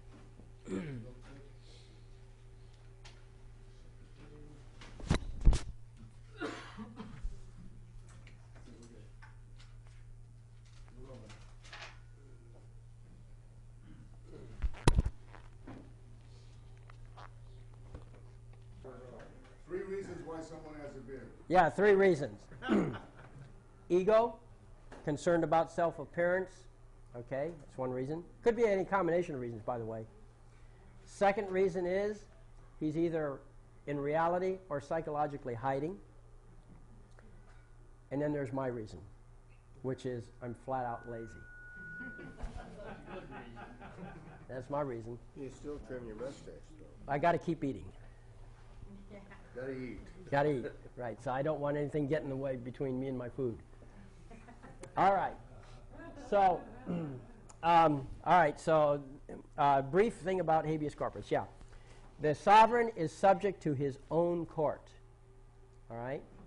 That means, I believe, like during the coronation ceremonies, when the king or queen is conducted up to the throne, he's accompanied by a person who represents St. Andrew, and he has the sword drawn and in his right hand, which signifies symbolically to the king that if the king misbehaves in office, even though he's a sovereign, he can be decapitated, okay, with the sword. That's supposed to symbolically say, you know, there are limits. Even though he's the do-all and be-all, he's not the do-all and be-all. And so he's subject to his own court. And there have been stories about kings who have misbehaved, and the judge came to the king and presented a fictitious case to him and said, here's what the person did, what should be the judgment in this case? And the king said that what it was to be, and then that's what they did to the king. Okay? In the story I remember, they executed him. But, yeah. So the king is subject to his own court. And so in habeas corpus, the king had many different courts. He had the court of the exchequer, he had the common law, the equity, the admiralty, maritime, you know, star chamber. It had all kinds of courts. And courts are like bureaucracies. I mean, that's all they are, really. And they like to expand their territories.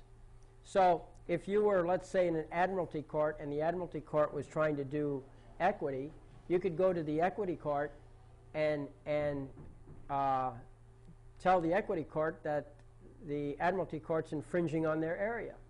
And so then the second court, the equity court, which is the second court, would now assume superior jurisdiction, would look at the case and decide whether or not it was in its specialty area.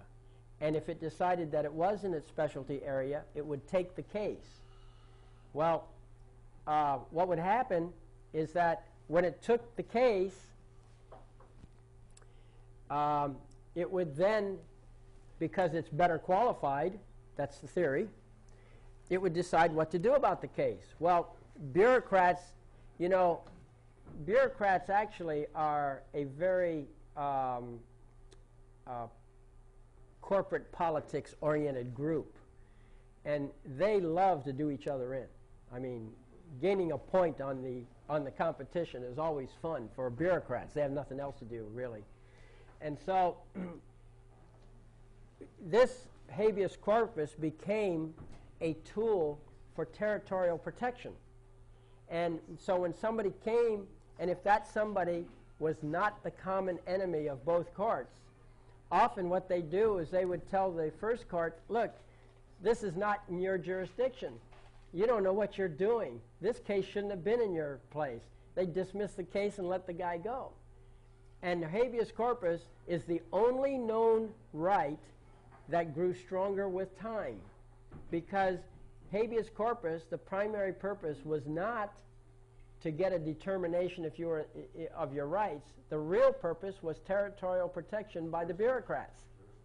Okay? And so they would get, it became known as the Great Writ of Liberty. But that was what was really going on behind the scenes. Well, now you're a sovereign. You're always subject to your own court. And by the way, be very careful who you hire into your court for that reason. But you're subject to your own court. Now, the only way anybody can get jurisdiction over you is if they can produce an injured body, right? Corpus delicti. If they can produce the corpus delicti, well, then obviously they get jurisdiction. That's the fundamental of jurisdiction. Well, what habeas corpus is here in America, you're sovereign, you're subject to your own court. So you complain to your own court. You petition your own court for habeas corpus. You're saying, hey, I don't belong in that court. I belong in this court, the one that has jurisdiction over me already. And so your court pulls over this other court stuff, looks at it, and says, where's the injured party? You send out the notice. You say, all right, you guys, why are you taking jurisdiction? What's going on? You have 3 days to answer. Okay? They come back. If they don't provide a satisfactory answer, case is gone. You start issuing orders, dismissing. Okay? So it's your court versus their court. Remember, habeas corpus is not a legal proceeding. Okay? Sure, it may be subject, the way things are handled is like in the Code of Civil Procedure or the United States Civil Code, Federal Rules of Civil Procedure. It's not a legal proceeding at all. What it is it's a family fight between courts trying to figure out who has jurisdiction. That's why it's so simple. You think they want to throw all that load on themselves, making up paperwork the right way? That's why the paperwork's so simple. It's a family fight between courts, and once the family settles who's got jurisdiction of this area, then they move on. But that's what, when you do a habeas corpus, if you are in your sovereign capacity and you move for a habeas corpus in a court of record, you outrank the other courts and you can issue orders if they fail. And you know what's interesting is that whenever I file a habeas corpus, they never answer. You notice that? Because generally they can get away with it with not answering. They probably make a phone call to the judge and saying, hey, what's going on here? What are you going to do? The judge says, don't worry about it. I'll take care of it. Okay? That's probably what actually happens. That's the informal system behind the real system. Okay? But when you start issuing orders, that's going to surprise them. You ever notice you put in a habeas corpus, nothing happens for months, and then suddenly they come through with an order denying it? You know why? You didn't issue an answer. Well, they didn't issue the answer. But that isn't why they waited. What they were waiting for you to do something. They were waiting for you to move your own court. You didn't. So obviously, under parens patria rules, everybody know what parens patria is? That's the patronage or the parentage of the government, the king over the citizens. If you don't know what you're doing, you're obviously not competent. So the king steps in and takes care of you. Or in other words, you didn't do anything, you didn't move your court, so they move for you. They issue the orders. That's why they wait all that time. The rules say you got to be 3 days. They have to answer, and then 5 days have a hearing. They don't do it. They're waiting for you to do it. You got to issue those orders. Okay? It's your court. By what authority do they assume? Now, when I put my papers in, I don't explain to them that they have to produce an injured party. What I do is I put in my habeas corpus papers, I say, I don't know why they're attacking me. I let them figure it out what the requirements are. And then, if they don't come up with it, then I make the ruling. By then it's too late for them to answer, if they did answer in the first place. Okay. All right, so that's a little bit about habeas corpus. Finally, the last thing, I'm skimming over this pretty fast because I just wanted to get those fundamentals down before we get into the motion stuff. All right, now, Magna Carta, okay? We have, if you look, yes? What did you find was the most effective strategy in using habeas corpus?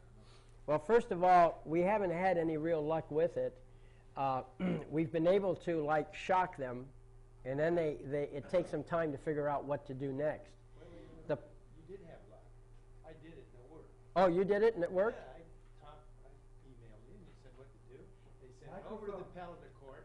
I went over the Wait. Get on the microphone. microphone. Please put on the microphone. Okay, so you and I talked about this, and I did it.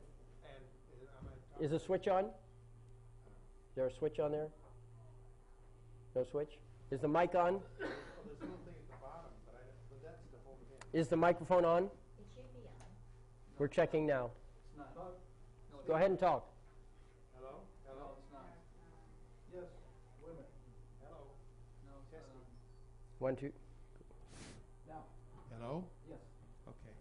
It was in San Marcos in San Diego, North County. And I tried several different things. And I said, well, this isn't working, so I... Speak to the you. crowd. What's that? Speak louder so they can hear him back. Okay.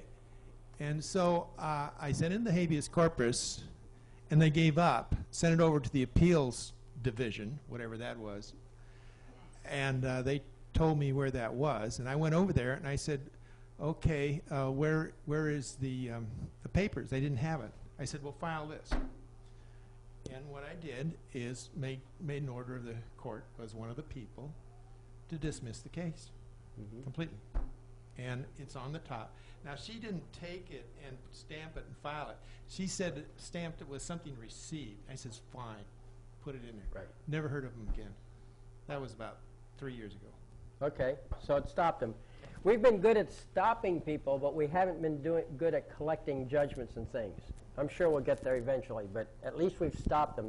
That's the main thing that we've, in other cases, not habeas corpus, but doing other techniques, we've stopped them. They just like the case fades away. Yes, sir? You got the judgment, then it's just a collection issue, no? No, it's not just a collection issue, because, you know, if it's a judgment, and remember, a lot of this concept that I'm bringing in about being nice to everybody is a relatively new concept, because in the past, people have not been nice. They've been angry, upset, because they're getting a raw deal, and then, of course, it just, you know... Nice does work, yes. And so we haven't had good experience, but what we have in these fights, if you do get a judgment and you go to execute the judgment, and by that time the sheriff is clued in, and what the sheriff will do is, if you have a writ of execution, he calls up the guy and he says, you know, I got to be out there at 2 o'clock. I've got this judgment to enforce against you. Will you be there? And the guy says, yeah, I'll be here. Sure. And so then the sheriff sends his deputy out. The deputy gets there. The guy's not there. He comes back. Oh, I couldn't find him. Okay? If they really wanted to find him, they could. But the point is that they're pitting form against substance. And the idea is that, yeah, we went out there. We tried to collect it, but we couldn't find the guy, you know. So your judgment lies uncollected. And then the other thing is some people get these billion-dollar judgments against the city of, let's say, Redondo Beach or something. Well, everybody looks at that as just being crazy. They don't take you seriously. That's bad image. You do much better with $50,000 or $100,000 than you would with $1 billion. Okay, I know you got $1 billion worth of pain, but the fact is that you got to put on a good show for the rest of the world. Okay, anyhow, you see the Constitution of the United States guarantees the common law is available to you. You have the 7th Amendment is one place.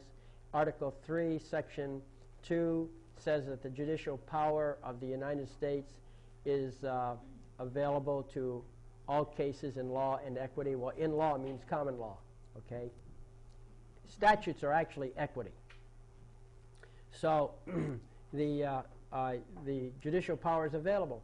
So they recognize it. The government recognizes common law. So if you have a common law proceeding, you put on a good show, you run it right, they will back you up. Perhaps reluctantly, but they'll back you up. But we haven't reached the level of acceptance because of, frankly, ignorance. Ignorance is everywhere, in government and out. So we haven't got that automatic acceptance like a judge has when he signs an order. So, but we're working on it with time. But we have to get that acceptance. There's more to law than just law. Okay, you've got to get the cooperation of other people. Now, but you see, the Constitution does acknowledge and does provide backup force, in other words, behind common law. So what is common law? Well, if you ask any attorney, the school teaches him that common law is the case law. Okay? And that's about 1% of it. You know, that's true, but it's just a small percentage. Common law is actually public opinion. It's anything you can get a jury to agree to. Okay? And in the absence of a jury, it's anything the sovereign says. Okay? It's the sovereign's law. And so you run your case under common law, and if you look at the California Constitution says all courts are courts of record. Well, if they're all courts of record, they should all be run according to the common law, right? So if you see you're in statutory law, how do they get to statutory law? Let me explain it. What they do, you see in a normal case at law, a civil case, you make the accusation, the other person is automatically guilty unless he proves his innocence. We know this is so because if he doesn't answer, we find him guilty and he gets a judgment default. Okay? So you are guilty until proven innocent in a civil court. So the government has a special limitation. They are required to consider you innocent until you're proven guilty. Not only that, but they cannot proceed without you. They have to get personal jurisdiction over you before they can proceed against you. So what they do is they arrest you and they bring you in, they have this little thing called an arraignment. Why do they have arraignment? The reason is because they are securing your agreement to a court not of record. Okay? They say to you, you are accused of violating statute or code such and such. Not common law, but code. How do you plead? Do you plead that it's a valid statute but you're not guilty? Do you plead it's a valid statute but you are guilty? Or do you plead it's a valid statute and no contest? Okay, in all cases you're pleading it's a valid statute. Now they don't say that. All they say is you're accused of violating it, and if you take the bait and give them a guilty, not guilty, or no contest, you have automatically agreed to the validity of the jurisdiction. Okay, the code. The fourth choice they never tell you, which is I demand a common law court. I demand proceeding in common law in accordance with California Constitution, Article 6, Paragraph 1. Okay? And so that's how it's right there. But you have a primary right to contract. So they contract you into an alternative system. Okay? So, now, just exactly what is the common law? Well, again, all the attorneys are taught that common law is case law. But let's take a look here. In truth, common law is generally understood by everybody that not only is it case law, but it's also the common law of England as it was in 1776 when we declared our independence. Okay? And the Constitution recognizes the common law. But it's still unwritten. Now, what does unwritten mean? Unwritten does not mean that it's not written. What it means is that there is no common pinpoint source where you can find the common law defined. Okay? If you look at statutory law, it's real easy with statutory law. You just go to the legislative record, you show there, that's where it came from. There's a procedure followed. Common law doesn't work that way. Basically, the sovereign decrees whatever he thinks the law is, and if public opinion agrees, that's the common law. Okay? So bureaucrats do not particularly understand common law. Okay? So you got to give them something to get their teeth into, because everything has to be in writing. You know, that's how bureaucrats are. So how do you put it in writing? Well, it turns out that we had this little thing called the Confirmatio Cartarum. Now what happened was the Magna Carta came along. Magna Carta basically put some limitations on King John. They basically told him, look, you know, sign this or we'll cut your head off. So he signed it. And the Pope blessed it. But about a year later, the Pope died and King John died. It was a remarkable coincidence. They were died within like about 3 months of each other, 3-4 months. And they created a power vacuum in the religious side, and they created a power vacuum on the king's side, but the noblemen were still organized. They had no power vacuum. So the first thing they understood, you know, they're smart, and they immediately went to the new king, who had not yet established his power base, and they got him to recertify the Magna Carta. And every king after that recertified it to some degree or other with some minor modifications. And so that's how the Magna Carta was kept alive, and it grew stronger with time. Well, King Edward I came along, and he was likewise weak, and the demands were made on him to recertify it. So he came up with this document called the Confirmatio Cartarum. Can you spell that? It's up there on the screen. Here. Now it's a little bigger, I think. It'll be a little bigger. There. Now can you read it? Okay. Confirmatio Cartarum. And this is really a neat little item. Yep. Okay. And right here, this is the king speaking. Okay? And he says in the Confirmatio Cartarum, we have confirmed them in all points, and that our justices, sheriffs, mayors, and other ministers, which under us have the laws of our land to guide, shall allow the said charters pleaded before them in judgment in all their points. That is, to wit, the Great Charter as the common law, and the Charter of the Forest for the wealth of our realm. So, the Great Charter, that's the Magna Carta, another name for Magna Carta. The Magna Carta is the common law. But notice what it says. It says that all of these king's officers shall allow them pleaded. In other words, you don't have to use the Magna Carta, but if you choose to call the Magna Carta the common law, the officials must accept it as such. Okay? So it's optional with you whether or not it's common law. But they have to take it if you demand it. Okay, so that is the great connection. That's the connection between the Constitution and the Magna Carta, is the Confirmatio Cartarum. Believe it or not, I found this in a Bar Association law book. I think I give the credit at the end of the article. But the Magna Carta is the common law. Magna Carta is good law in the United States, especially if you as a sovereign decree it so. Okay? And in my papers, you'll see I decree it so. All right, so that's the Confirmatio Cartarum. And from there, we go to the Magna Carta.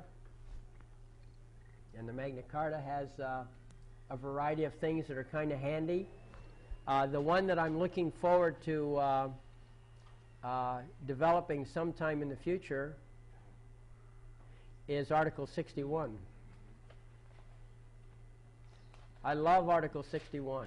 This is the best article in the whole thing, I think. Article 61 defines the procedure for setting up and running a grand jury. That's a real grand jury. I want you to notice something. The Magna Carta specifies specifically 25 members of the nobility are the grand jury. Okay? 25 people. We are all grand jurors, potentially. We are people. I hope we're all people in here. Okay? Do we have 25 in here? Yep. We have enough for a grand jury? I counted 22 once. 25, exactly. 25 exactly. Boy, we can tear up the landscape here, the legal landscape. Name one right here. Okay. Not citizens. See, you know you're entitled to a jury of your peers. What's the definition of a peer? You ever thought about that? Who knows what the definition of a peer is? Anybody? Same as you. Member of the peerage, right. What's the peerage? That's the nobility. In America, before we created citizens of the United States with the 14th Amendment, everybody was a peer unless he was a slave or an Indian. Okay? So everybody was a peer. Today, regardless of color, everybody is a peer. Okay? Because we've prohibited discrimination. So we're all peers. We're members of the peerage. So when you're entitled to a jury of your peers, that means somebody who knows he's a sovereign. And there was a case in San Diego about 10 years ago or so. I wish I'd followed up so I could cite it and tell you exactly what it was, but I didn't. I was too innocent at the time to appreciate this. But this guy demanded a jury of his peers, real peers. And there was not a single person in the jury pool who would admit that he wasn't a citizen of the United States.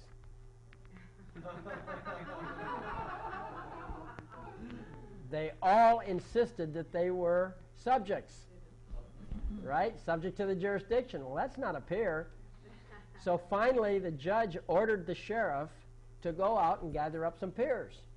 Okay, because the sheriff's authorized to bring in people, if necessary, arrest them for jury duty. Okay? He could not find a single person, and he had to report back to the court. He couldn't find any peers. So they had to dismiss the case. They couldn't proceed because it was a right to have a jury of peers. But notice this, that it consists of 25 when you read the article.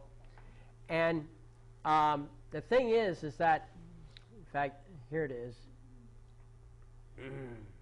Right here it mentions 25, right there, in the article. You'll notice that all the grand juries in the United States consist of fewer than 25. They're 23, 21, even as few as 17. Okay? Why?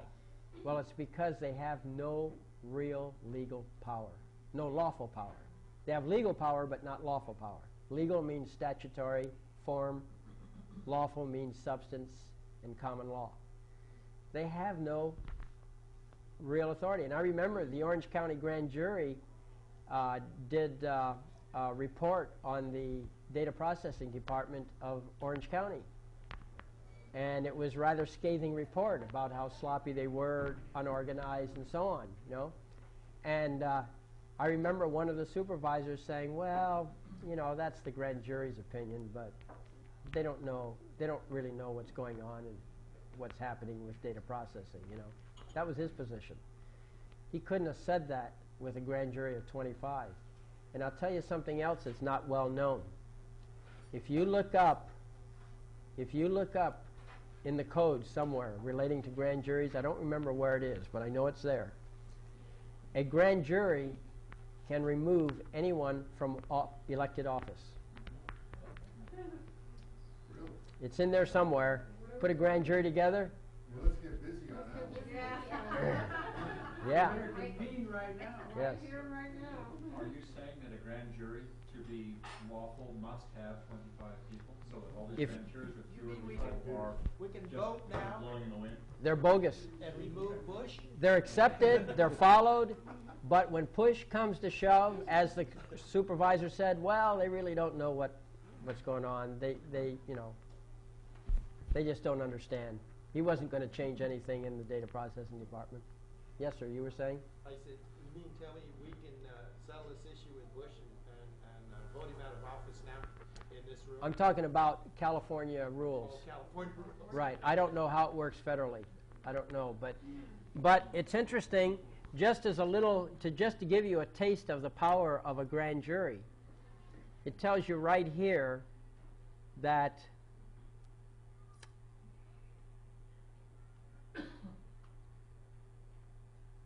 it says here that right here. Okay, and here it is. Starts here. Okay. And it goes down to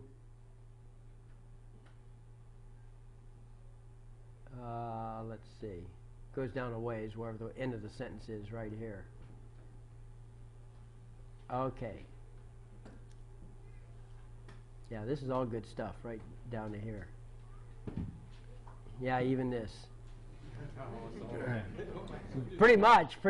But basically, here's what it says. It says basically, all right, if we, our justice, or our bailiffs, or any one of our servants shall have transgressed against anyone in any respect, or shall have broken some one of the articles of peace or security, and our transgression shall have been shown to 4 barons of the aforesaid 25, those 4 barons shall come to us, meaning the king and his staff, or if we are abroad, to our justice, meaning their judges, of course, showing to us our error, and they shall ask us to cause that error to be amended without delay. And if we do not amend that error, or we being abroad, if our justice do not amend it within a term of 40 days from the time when it is shown to us, or we being abroad to our justice, the aforesaid 4 barons shall refer the matter to the remainder of the 25 barons. And those 25 barons, with the whole land in common, shall distrain and oppress us in every way in their power, namely by taking our castles, lands, and possessions, and in every other way they can, until amends shall have been made according to their judgment, saving the persons of ourselves, our queen, and our children. In other words, you can't kill the kids. You can't kill the king and queen. You can't put them in jail. Okay, so you can't touch them personally, but you can take all their properties.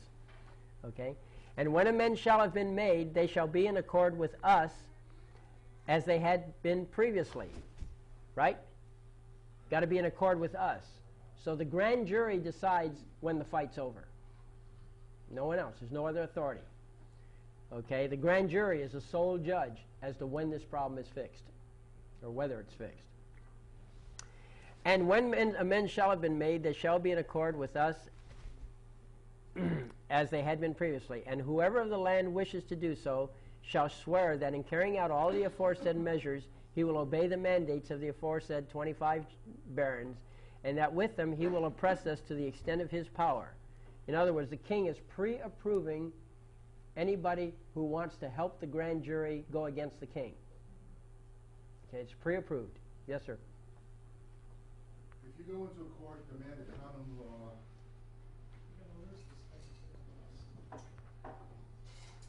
if you go into court and demand a common law trial and ask for a grand jury and they can't provide peers, can you provide your own?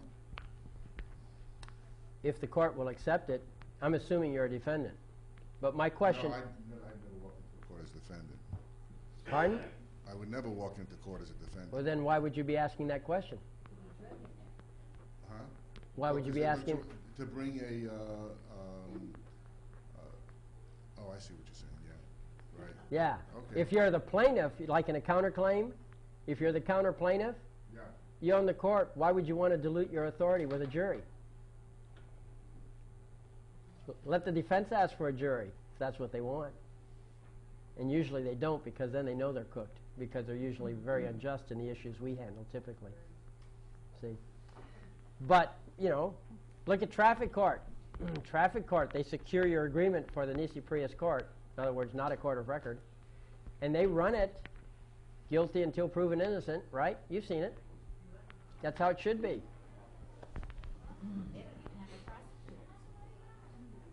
I know, judge does the prosecuting. Okay, well, that's the a little bit of Magna Carta.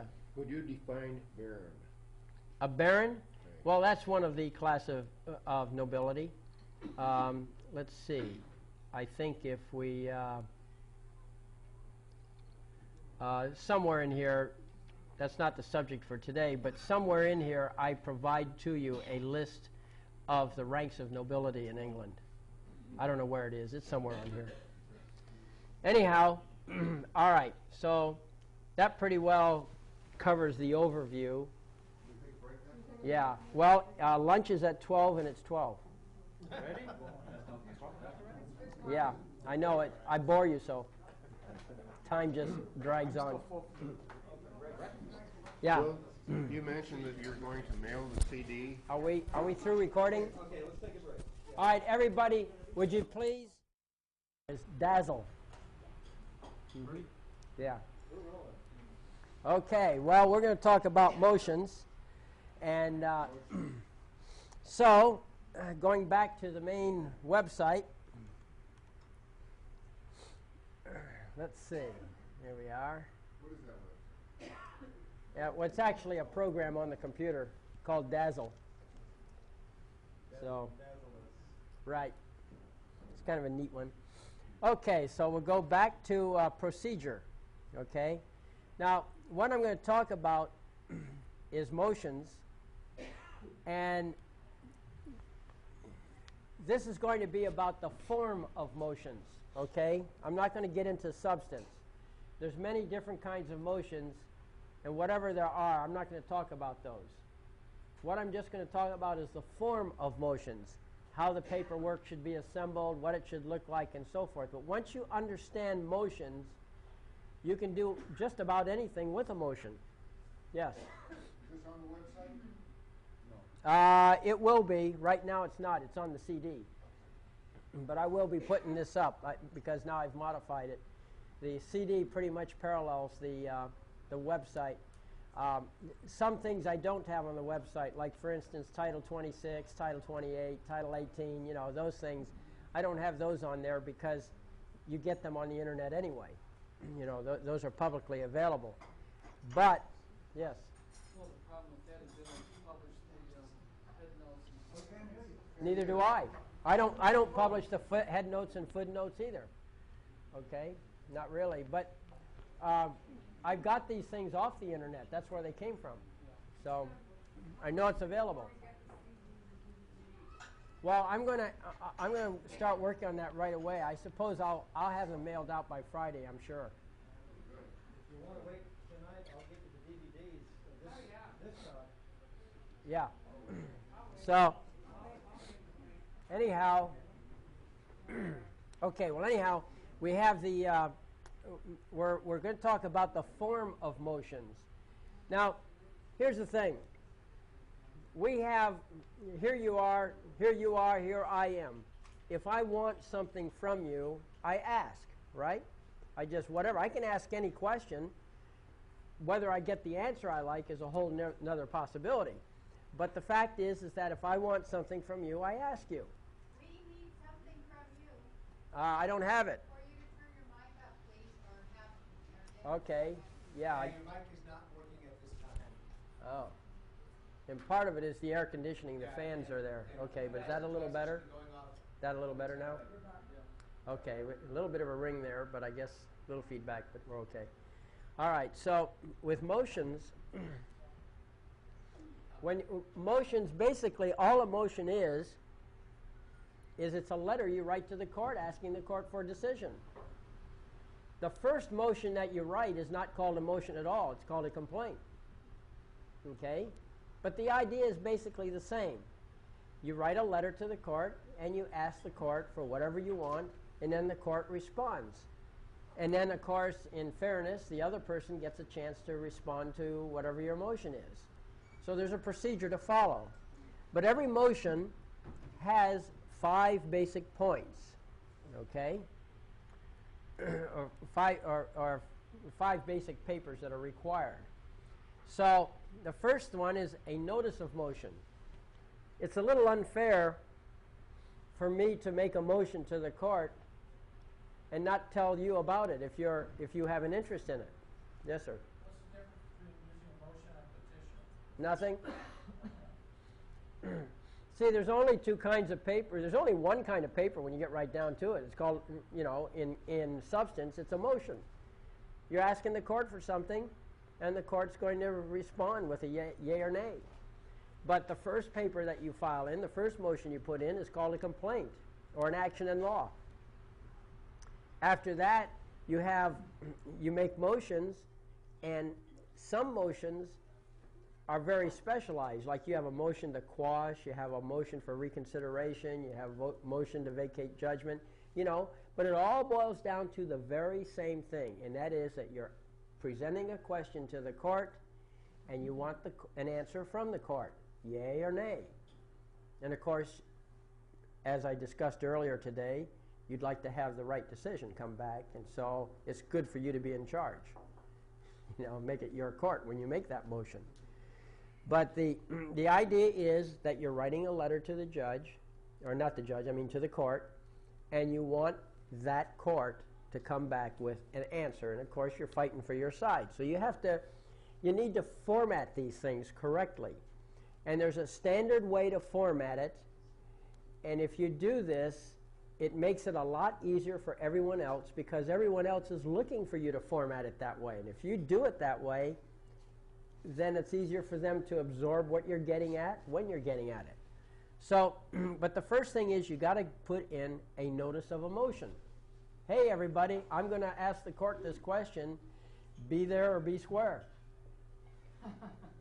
Okay? So that's what the notice is for. Exactly that, giving notice to everybody. Then you make the actual motion. You go to the court and you say, well, this is what I want. Okay? Well, of course, if that's all you do, the logical thing the court's going to do is say, well, okay, you want it, but why should we give it to you? Okay? So then you bring in two other items. One item you bring in is called facts. Okay? What are the facts in this that surround this problem? And then the other thing you bring in is, well, what are the rules of the game? What laws are there?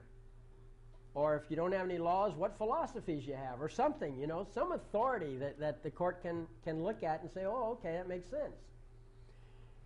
All right, so you put the two together, but if you just present the facts in the form of an affidavit, and you just present the law in the form of authorities, that's not enough.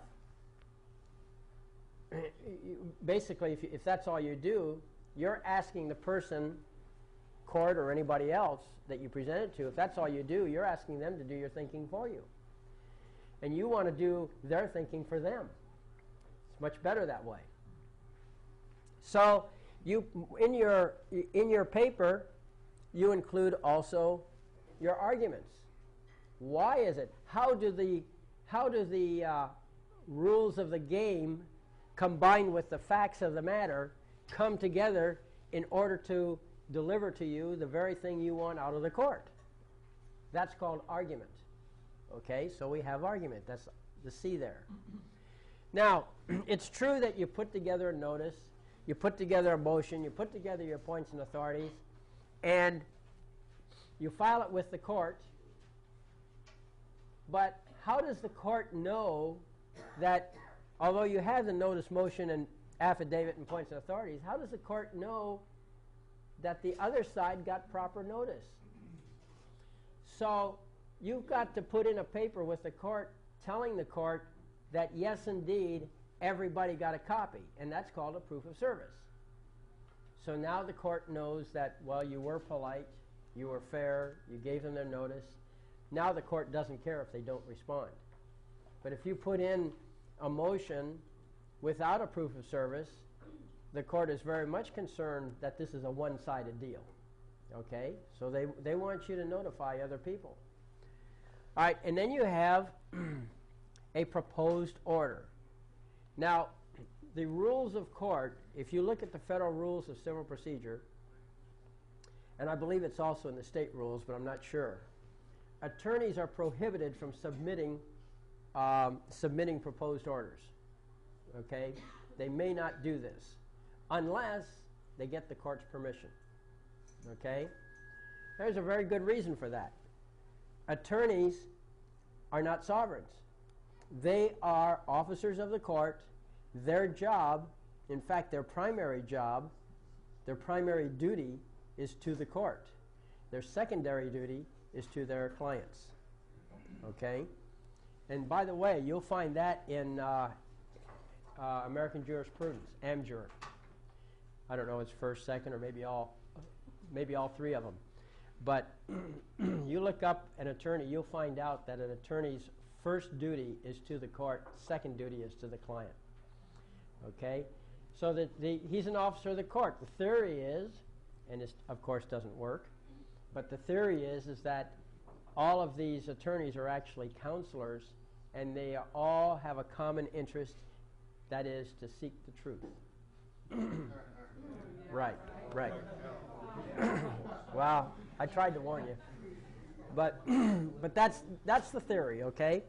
So, but you see, attorneys are not the interested parties. They are merely representatives, or they are court officers, but they're not the interested parties.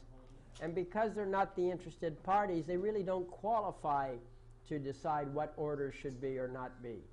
Now, if you're not an attorney, you definitely can put in a proposed order. But if you're an attorney, you're prohibited from it. Usually what happens is when the court renders a decision, they also instruct one of the attorneys to write it up. Usually the winning side writes it up. And, well, that's fine. They can do it if the court instructs them to do it. But other than that, they cannot. Anybody here know what the word render means? I used it just now. What does render mean? You say the court renders a decision.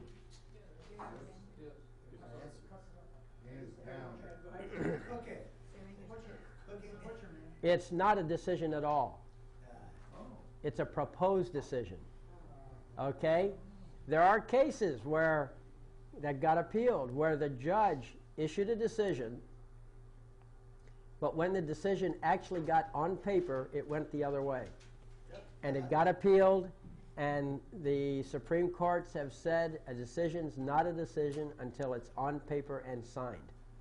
Okay? And as long as we're on the subject of decisions, anybody know what a minute order is? Why do we have minute orders? Anybody know why we have minute orders, what they are? You see them all the time.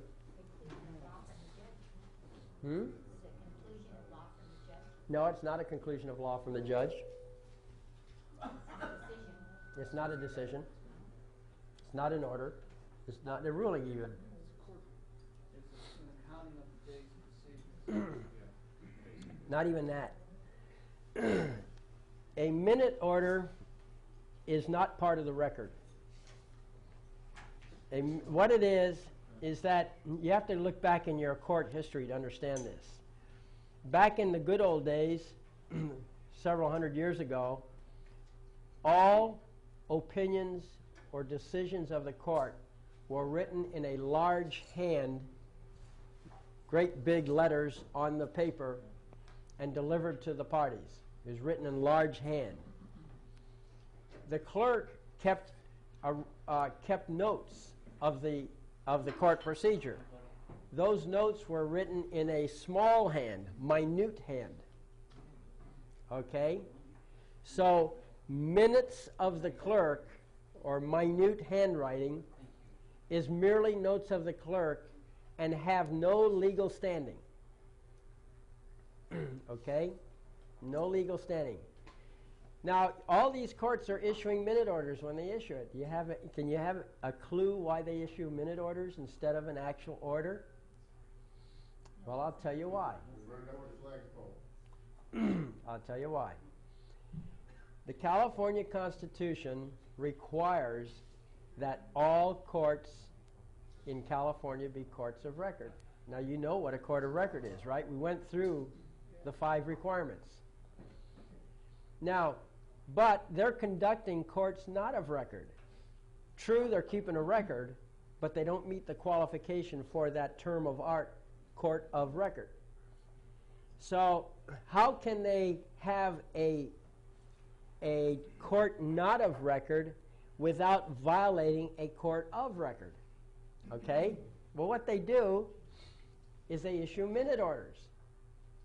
And since nobody understands what a minute order is, that it's merely the clerk's minutes, because, see, a judge can act as a clerk if he chooses, all right? Since nobody understands that minute orders, what they are, all they know is they're in court, the judge said do this, he issues a minute order, and they all accept it, not knowing that it's not the real thing. Okay?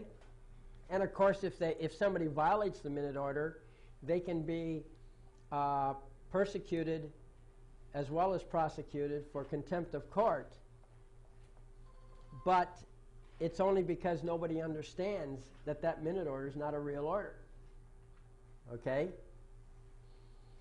And this is some of you have heard of that case the other day, where we put in a notice to the sheriff and some other people that the minute order issued by an order was an order without jurisdiction. And that was the reason why, because it was not a court of record. It could not have been issued by a court of record.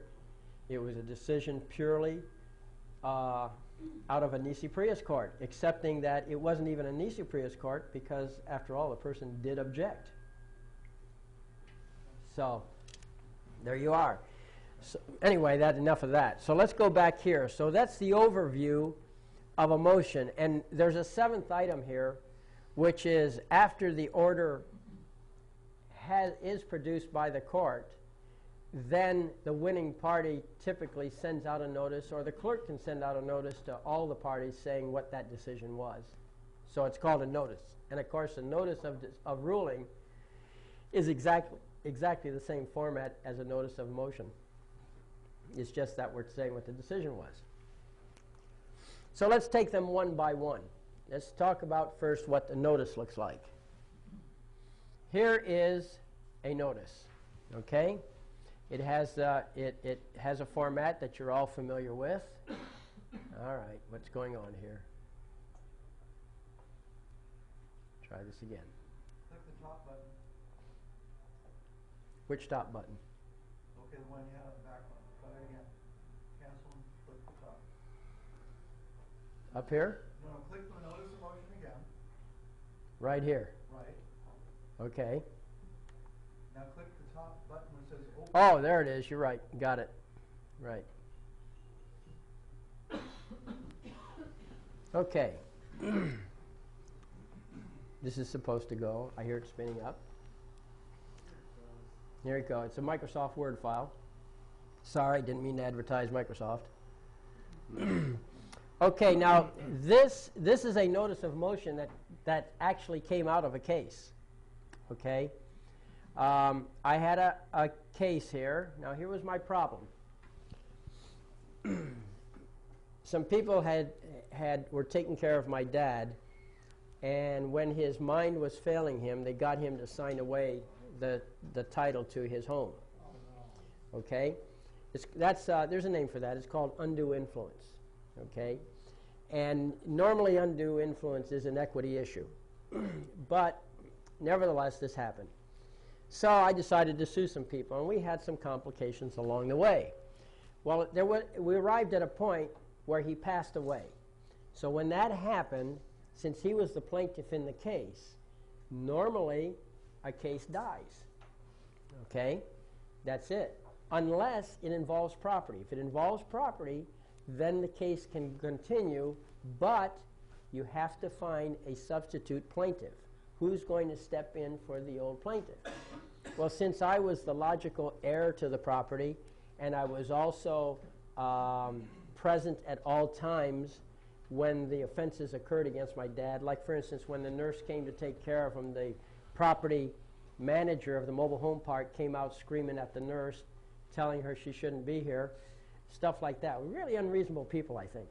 So anyhow, we had this lawsuit going, and now what I wanted to do is I wanted to become the new plaintiff. So there was no plaintiff. So they had issued a court order of some kind dismissing the case. But you see, you can't dismiss a case if there's no sovereign of the court. Right? What's the definition of court?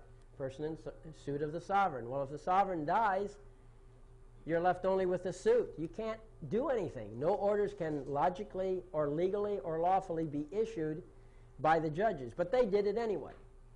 So we had an attorney representing us.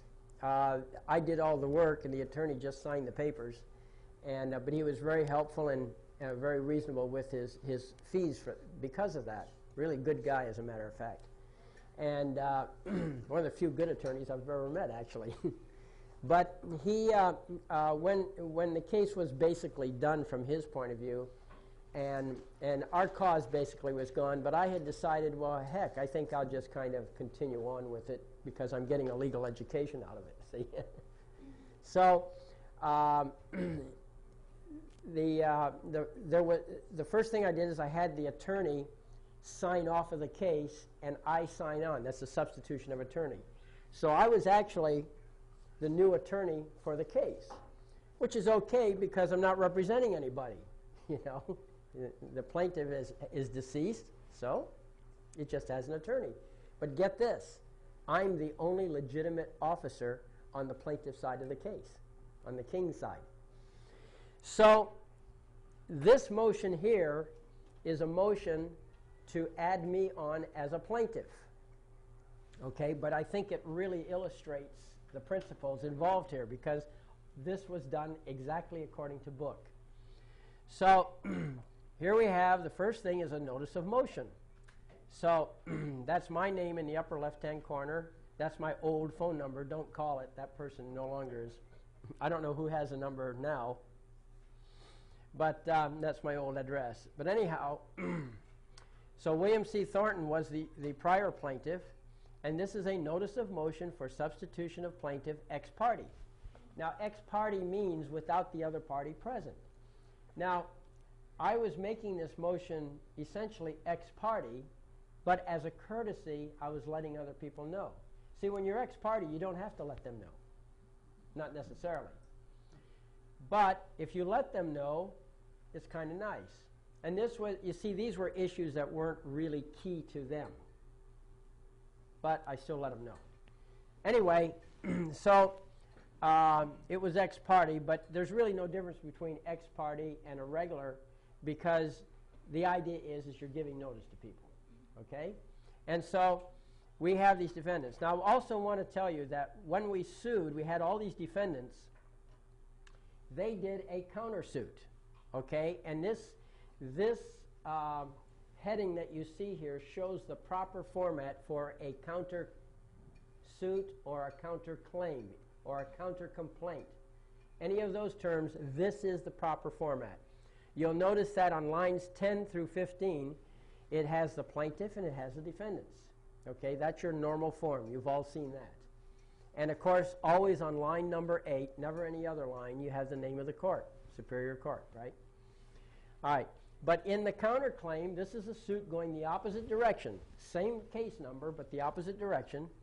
And so right below the original caption, you have the other way caption. So this was Burl Gregory Enterprises cross-complaining against us and also cross-complaining against some of the other defendants.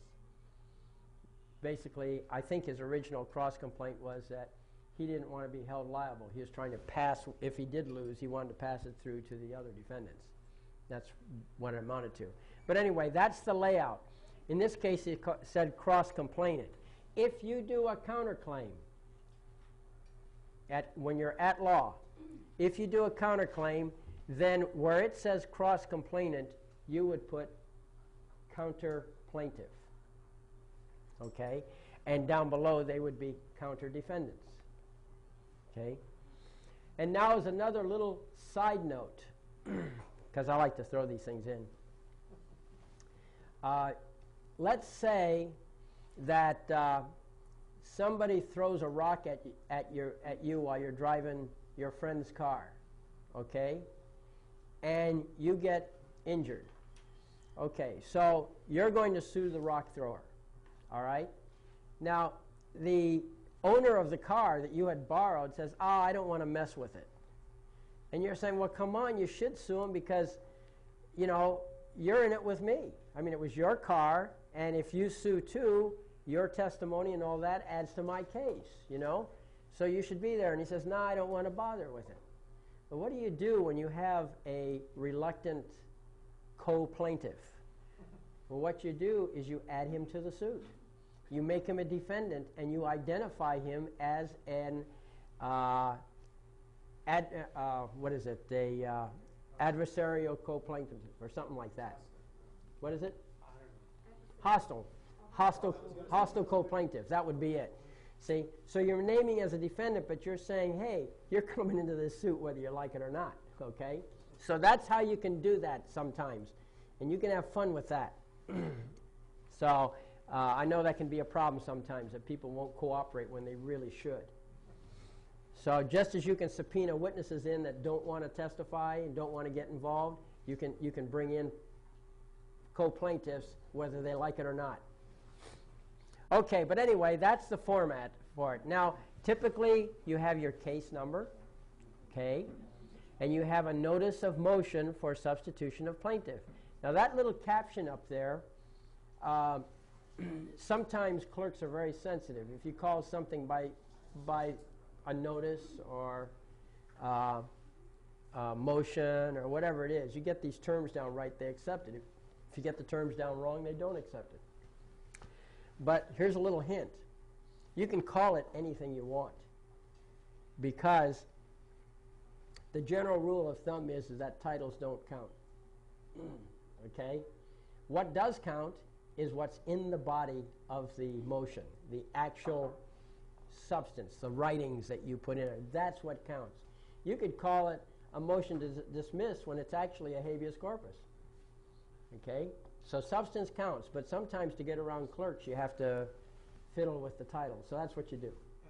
Okay? Because when you get right down to it, they're all motions. You're writing a letter to the court. Okay, so, and then typically, where you see it says ex parte, a lot of times what that means is, not the ex parte, but that little spot, what you put in there is maybe you're doing something unusual that people might not recognize.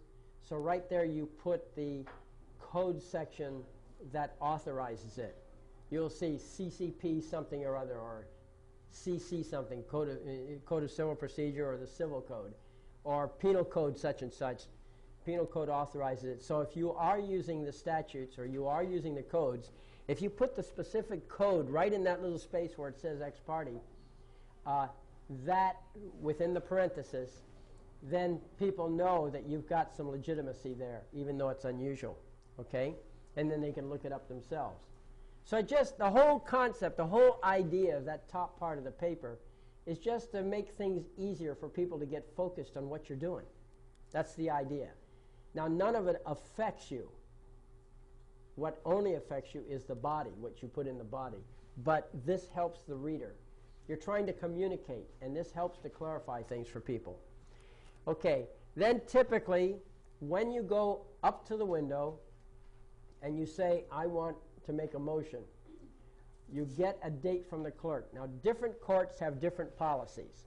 Some courts say, come on in, file all your paperwork, come back later with the proof of service when you serve them, but we'll give you a date when you do that. Others say, call us first on the phone, we'll assign you a date, and then show up with the paperwork. Others say, we don't want to hear from you. Just show up on a certain date. We have a standard date. Every Thursday at 1 p.m. we hear motions. Just walk in. So what the court does depends on which court you're in. So you've got to find the clerk, find out what's the procedure for getting a date. Okay? Also, another thing is that how many of you have been told, I'm sorry, sir, or I'm sorry, ma'am, but we cannot give you legal advice? You ever heard that? All the time. The reason they're giving that to you is because you're asking the right questions, but in the wrong way. Okay? What you should say whenever you go to a clerk or anybody of that kind, you say to them, not what should I do? You say to them, what do you require? As soon as you say, what do you require, you've eliminated their responsibility. Now they can speak freely. Okay? You will hear that reject notice less often if you say, what is it that you require? They'll say, oh, I can't take this. I don't say, why won't you take it? what I say is, well, what are your requirements? And then they feel free to speak. Because if you look at the rules of court, now I can't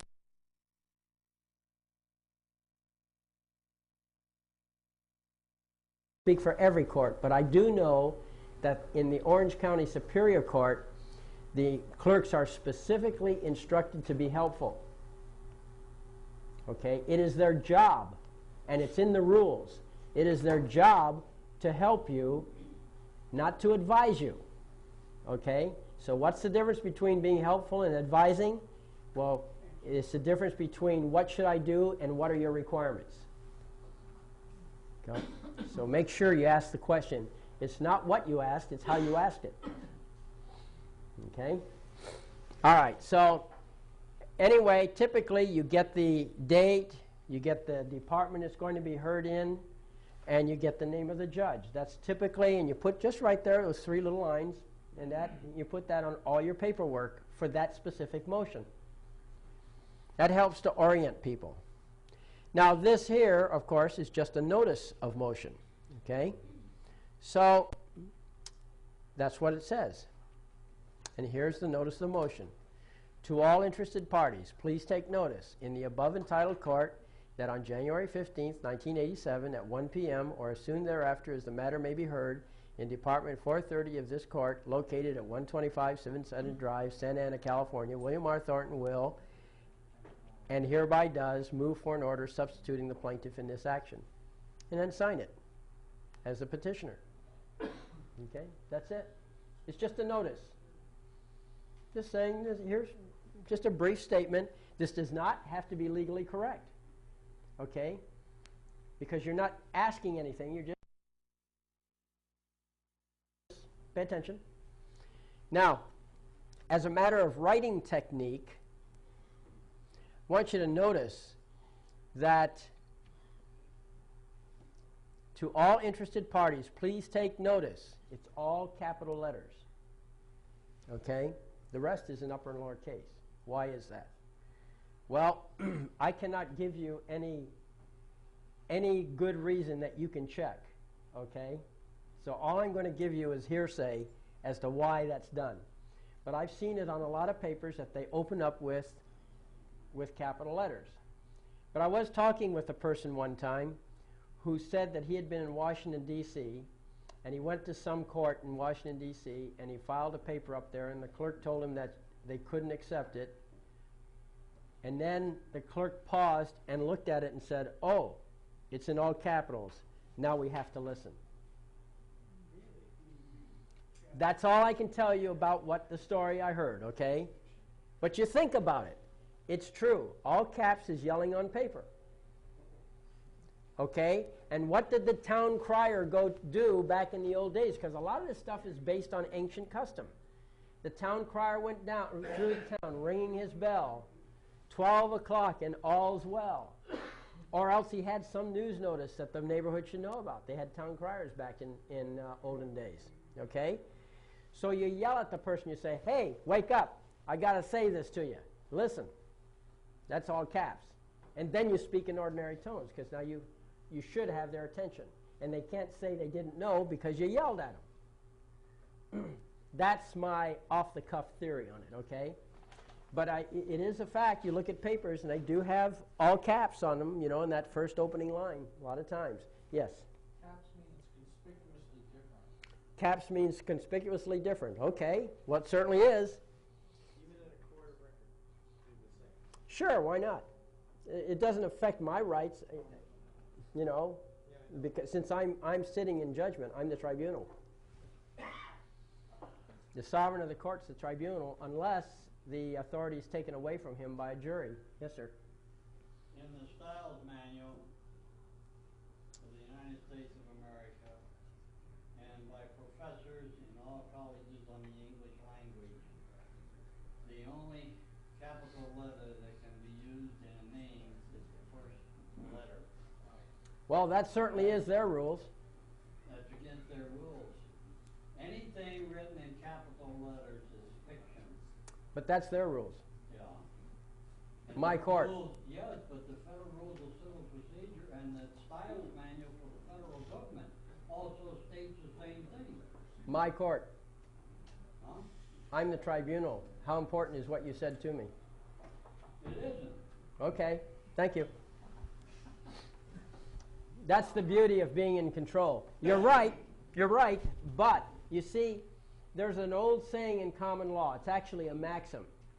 The maxim, and maxims are legally, you can bring them in for judicial notice, okay? But there is a maxim that says small points of the law are not law. Right. Okay? So they use that slicing and dicing and dividing and mixing and all that in order to trash your case when they want to. All right? And I say, yeah, there's some merit. You know, it's good to be educated in those things. But I believe in substance. And when you get right down to the substance, I pay attention to form because I want to put a good show on. Right. But when it comes to substance, it doesn't matter to me if it's caps or lowercase. It doesn't matter if your name or my name's in caps or lowercase. Okay? Yes, sir. Another thing is the caps denote a vessel name, where if they're bringing you into an admiralty jurisdiction, Right. they're claiming to have ownership over the vessel. Right. Okay, that's Mhm. why it's important to provide it somewhere in your paperwork. Well, it's not important if you're the judge. Right. If you're the tribunal, it's not important. Or at least I don't think it would be to you. It's certainly not important to me. And remember this also, that one of my favorite attorneys is Abraham Lincoln. Of course, he wasn't famous for that. But what makes him my favorite attorney is that he taught me a very important point through his writings. He basically wrote that if you don't want to argue a point, don't bring it up. Okay? So there are these issues, but you just be amazed. The other side is not competent either. Not only am I not competent, neither are they. So, you know, we don't bring it up, they don't either. So I don't assume anything on their part. The only thing that counts with me is what's on the table. They don't want to bring it out into the open, doesn't mean anything. Yes, sir. Okay, one more thing about styling it straight up and down via the center versus to the right or to the left. Well, who's the tribunal? Who's going to judge this? Oh, that's true. Okay, doesn't matter if it's left side, right side style, you know. You got to remember, this is the key thing. Let me tell you something now. All of you are going to have this problem. I had it for 5 years. It took me 5 years to grow out of this. Maybe we can accelerate your growing out of it by bringing it to your attention. But everybody's going to have this very same problem that I have, and you just demonstrated that problem.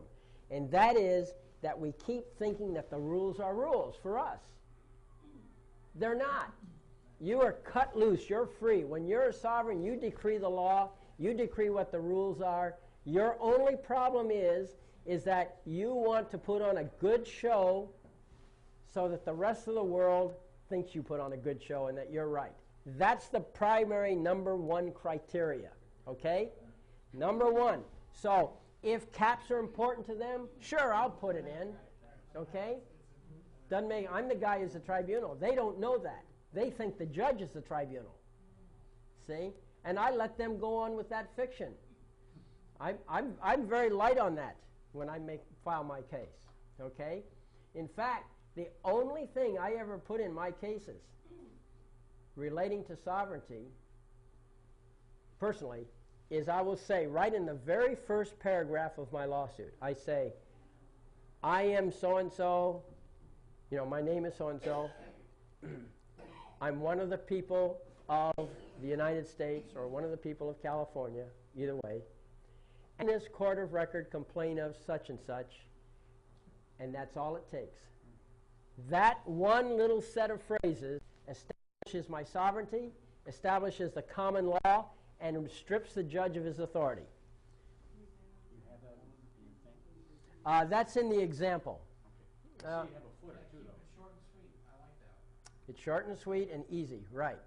You have a footer, though, too, don't you? A footer? Well, footnote, you mean down here? Yeah, the footer. Well, that's just a notice of application. It doesn't matter as long as it's down there. Look, if you look in the rules of court, they probably specify they want it in the center, they want it on the left, they want the page number here. Sure, those are details. And yes, do put them there, but they're not critical about that. They're not going to, I've never seen a paper refused because it was on the middle instead of the left side. You know, that's petty. Huh? or do you have to? This will be on the CD I send to you. Okay, so legal paper's on there, and then you can just type it in for your computer? Yeah, you can you it'll know, print save out it, like copy that. it. It's in Microsoft Word format. Okay. All right. It's yeah. In that third sentence you mentioned there, you mentioned the court of records. I am so-and-so, I am one of the people in California or United States. The third one you said about the court of record, how does that sentence go? And in this court of record, complain of whatever. I'll tell you what. But you're gonna have it. Explain to the judge what that means, or does he knows. immediately acknowledge it? Neither. I don't explain it to him, and he does not acknowledge it. What happens is that at some point you end up in a hearing, right? And then the judge tries to make a decision. All right? And when the judge tries to make a decision, I simply object. By the way, all of my court hearings never last more than 5 minutes. Okay? I don't waste time talking to the judge. I go to the court. Here's a typical scenario. First meeting that I have, first hearing, whatever it is, what happens is the judge is in charge. He acts it. He knows it. Okay? He's never known anything else. He never met me before or anyone like me. So then he throws his weight around. He wants this, that, or the other. At some point, I object, right? Because I know I'm in charge, not him. And he's not doing what the sovereign wishes. So I just tell him I object. And he says, well, why do you object? Right? Isn't that the normal sequence? He says, why do you object? And I say, well, it's not my wish. Now, understand, under ancient custom, my wish is my servant's command. Okay? That's a legal principle. That's not just fancy talk. All right? So I just say it's not my wish. So then the judge says to me, well, if that's the best you can do, you're overruled. And I say, well, for the record, that's my wish. And he says, all right, noted, and moves on. And we move on without further discussion. See, I don't care what he does. That's how it goes. All right? Now, when the court session is over, oh, well, one other thing. He might ask me some question, whatever it is. Understand this.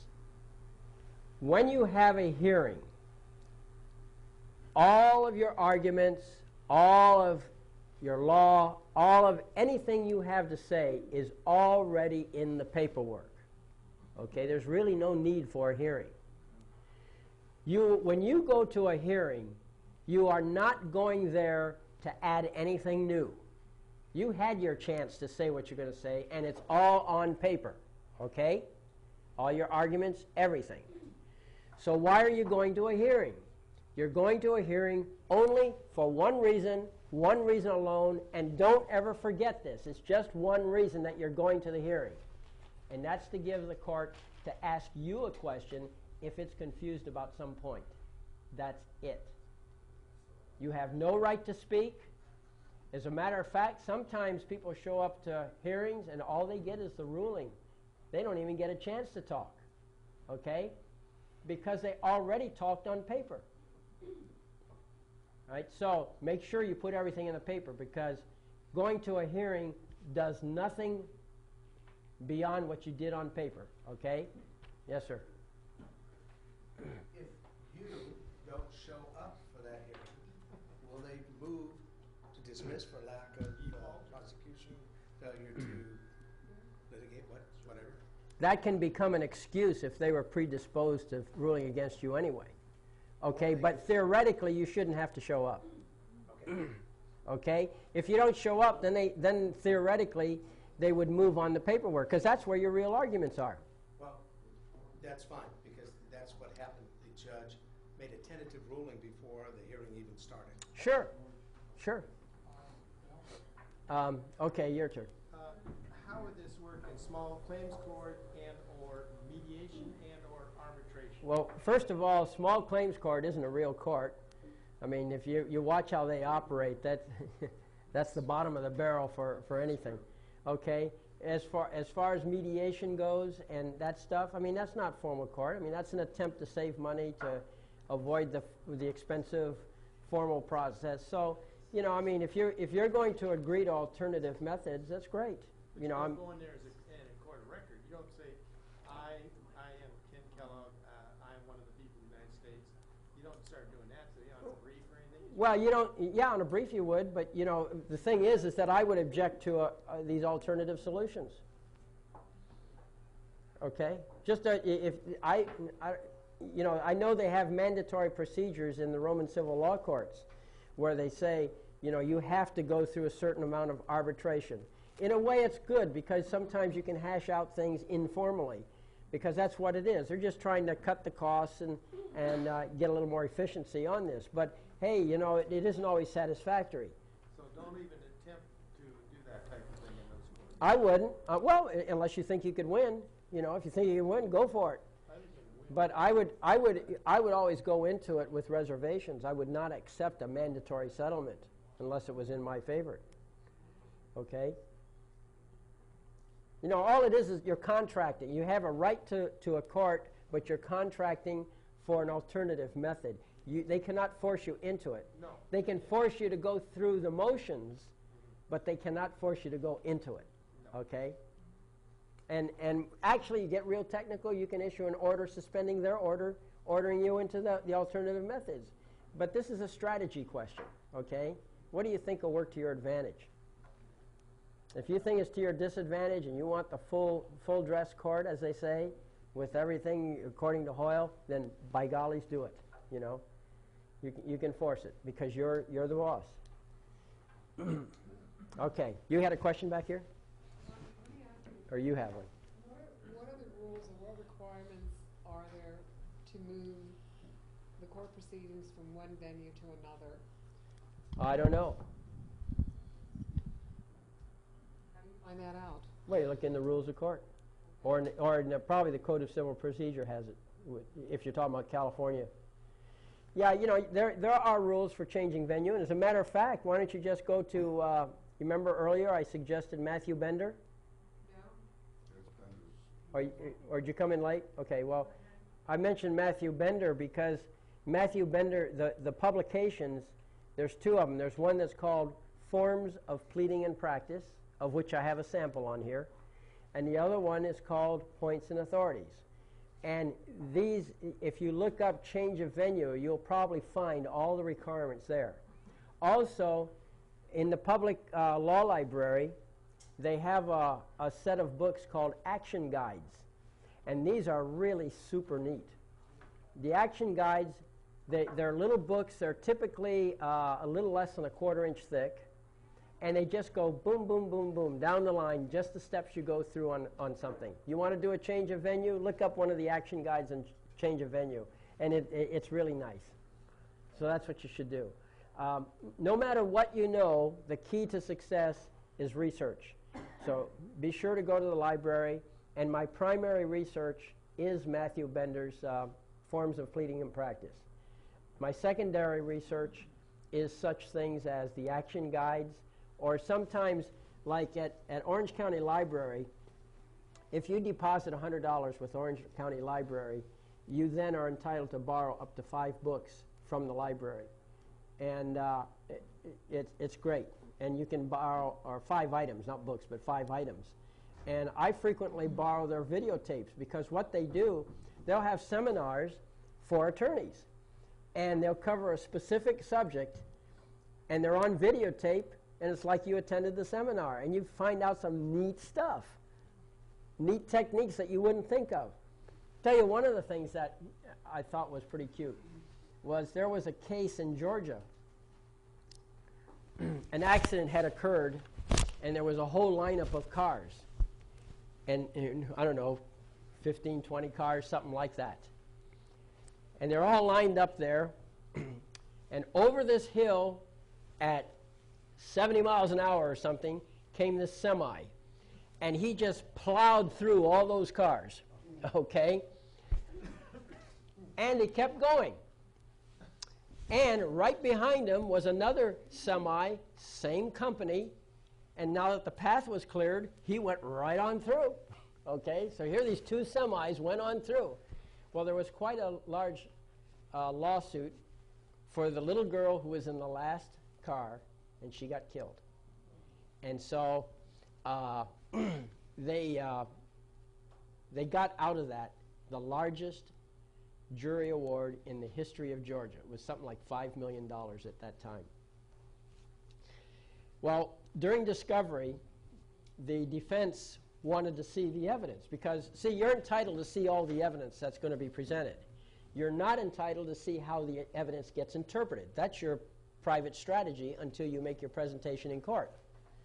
But you are entitled to see the evidence. So they asked to see the evidence. And they had video evidence, okay? So they had a composite where they stuck all these different videos together into one long stream, and they said, this video contains the evidence we're going to present. And so they did, okay? And the enemy got a chance to look at it. Now, remember, there's a difference between law and strategy, okay? Boy, did these guys, the plaintiffs, exercise strategy.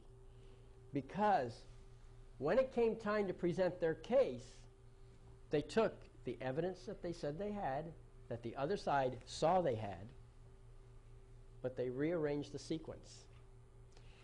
And the last frame, the last little clip on the film that they showed, you get tears sometimes when I think of it. This cute little girl saying, bye, bye-bye, bye. Oh my goodness. That, the defense screamed to high heaven on it. But it was on the sample, but it was in the middle. Not the end. When they presented it, it was bye-bye, this cute little girl, bye-bye. Talk about strategy. So, strategy is important, and you can do it too. All right. Anyway, I'm going to this. This is back to the main menu, okay? And I'll go to the example. We have an example. It's on the website also. And we'll go to the First Amended action because that's done correctly. The original action was not done correctly. So here's the First Amended action. And normally it would have been the first paragraph, but because it's an amended action, we made it the second paragraph. But here's what it says. William Jones, hereinafter plaintiff, is one of the people of California and in this court of record complains of, and there you are. That's all it takes to get your sovereignty. You're setting the forum. Okay? The judge is suspended. Common law. All that's done with that simple little sentence. Okay? After that, we just did normal stuff. Okay? Back to this. Notice of motion. So, that is the notice. Does everybody understand the notice? Now, some mechanical things that I want you to notice. You'll notice that there's no highlighting. Okay? It's just ordinary type. Some capitalizations where appropriate. The lines are numbered 1 through 28 on the left-hand side. You have a 1-inch margin all around, not including the footnote or the footnote there, the notice of application, and not including the numbers on the left-hand side. You want 1 inch all around. Preferably, you want 12-point type, spaced 12 points for each line. Okay, you want it double-spaced. That's very typical. Okay, and that's in the rules somewhere. 28 lines. It could be 27 lines, depending on how your typewriter works. Could be. Preferred font is either Courier or Times New Roman, and I think you have another choice also. It's specified in the rules. Size. 12-point, or I think 10-point is allowed now, isn't it? I'm not sure, but 12-point, you can't go wrong with typewriter type. Okay. Well, that's excessive. The state of California use real big stuff.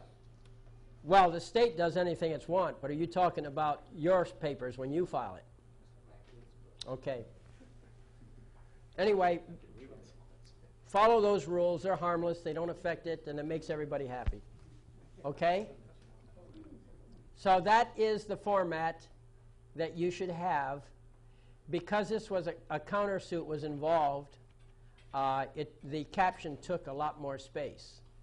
Normally you'd have more space to write on the bottom, but that's what you do. Okay?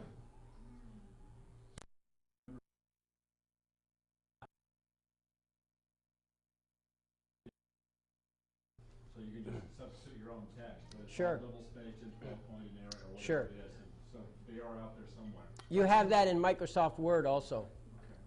This, Word perfect.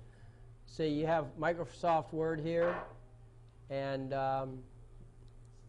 WordPerfect has it. So we go to New, okay? This brings up the menu. Pleadings, okay? There's your pleading wizard, and it puts stuff together. I never use it. Partly because of ignorance, partly because it's so easy. What I do is I just set the margins, type what I'm going to type, and then after I've printed it all through, I make a second run through and I just print the numbers. In effect, I have post-numbered paper instead of pre-numbered paper. But it works. Okay? So that is the notice. You give notice to the opposition. Okay? Now, moving to the next paper. Let's see. Okay. Here we are. I think this is it. All right. So after the notice of motion, you now have the actual motion. And again, Top box. yep. And I'm going to kill that too. Yeah, I think that'll take care of it. Now in a motion, remember, a lot of people really get wordy on these motions, all right? Look, all you're doing is you're saying to the court in the motion what it is that you want from the court. That's it. You're not justifying it. You're not supporting it with anything. You're simply saying, this is what I want from you. Okay? So, same format. Got your address in the upper left-hand corner. By the way, on my later papers now, I never put a phone number, and I never put a job title. I'm not in propria persona. I'm not sui juris. None of that stuff. I simply put my name. Why? Because that is the contact. Okay? I might put plaintiff, because that's what I am. I'll put as self-in-law. Self-in-law? As self-in-law? Well, you could do that. But see, remember, titles do not count. All that counts is what's in the body. So if you want to put that stuff, great. But I've just decided, well, you know, maybe put plaintiff up there if you want to put something. But I avoid all misinterpretations. Why did you come to that decision? I thought that there was a lot of confusion around and the meanings of different things, and besides, I like Abraham Lincoln. If you don't want to you don't want to cover a point, don't bring it up. Okay? Let them bring it up. If you don't like it, you can argue. A lot of times they forget, which is just great. So you have the same idea. Here's the line 8. Remember this. This is true throughout the United States. Line 8 is the court name. Okay? Line number 8. Uh-huh. Oh, really? Mm-hmm. Right. Line number 8. Always the court name. It doesn't matter where anything else is, but make sure line 8 is the court name. Okay? Okay, so now here we are. This is the motion. Short and sweet. William R. Thornton hereby applies for an ex parte order substituting himself for William C. Thornton as plaintiff in the above entitled court. This application is based on the declaration of William R. Thornton attached hereto and on the attached memorandum of points and authorities respectfully submitted. That's all a motion is. See, when you're going to a court, you're only going to a court for one reason and one reason alone. You want them to produce an order in your favor. Whatever it is you want. You could say, I move that the court exclude all people wearing pink shoes. Okay? That would be your motion. Now, you might not get it awarded. You know, the judges will resist that, probably. I think it's a reasonable thing to ask for, but they don't, for some reason. So, but that's it. That's all there is to a motion. You just say in very distinct, clear thing, what decision do you want from them? Any questions on that? Yes, sir. I've heard things like never use compound sentences, keep everything as short, simple, and direct as possible. Well, that's true. You want to, you're writing for people who are not always good readers. So yeah, you should avoid compound sentences, I guess. You know, but in a way, who's in charge? Whose court is this? Boy, does that clear up a lot of problems, doesn't it? That's what I like about being sovereign. You know, it's my court. As long as you're the defendant, though, it doesn't work. Yes, ma'am. My question is, how is it that attorneys can be exempt from, let's say, being questioned about collusion or their intent? Because they're not witnesses to the court. Okay. You know, if that thing you bring into the court is things that are relevant to the case. If you can show a nexus of some kind, well, sure, they can be questioned. You can, for instance, show a nexus where the attorney and the client, and you have a witness, are actually planning and plotting, so to speak, to get your attorney is no, not my attorney. Let's say I'm the defendant and we have the plaintiff who decides to go into my pockets and finds a way to do it. Yeah. And he's got this attorney who is expert at knowing how to do exactly what he wants. Sure. And they actually happen to be boyfriends. And he happens to also be an attorney. And he's very an common expert situation. at his kind of, yeah, exactly. So they happen to be at the place. I happen to have a witness that heard all of this going on. Sure. How can you bring something like that into Well, what showing? you do, it comes down to a motion. You go to the court and you move for sanctions. Oh. Time out for a tape change.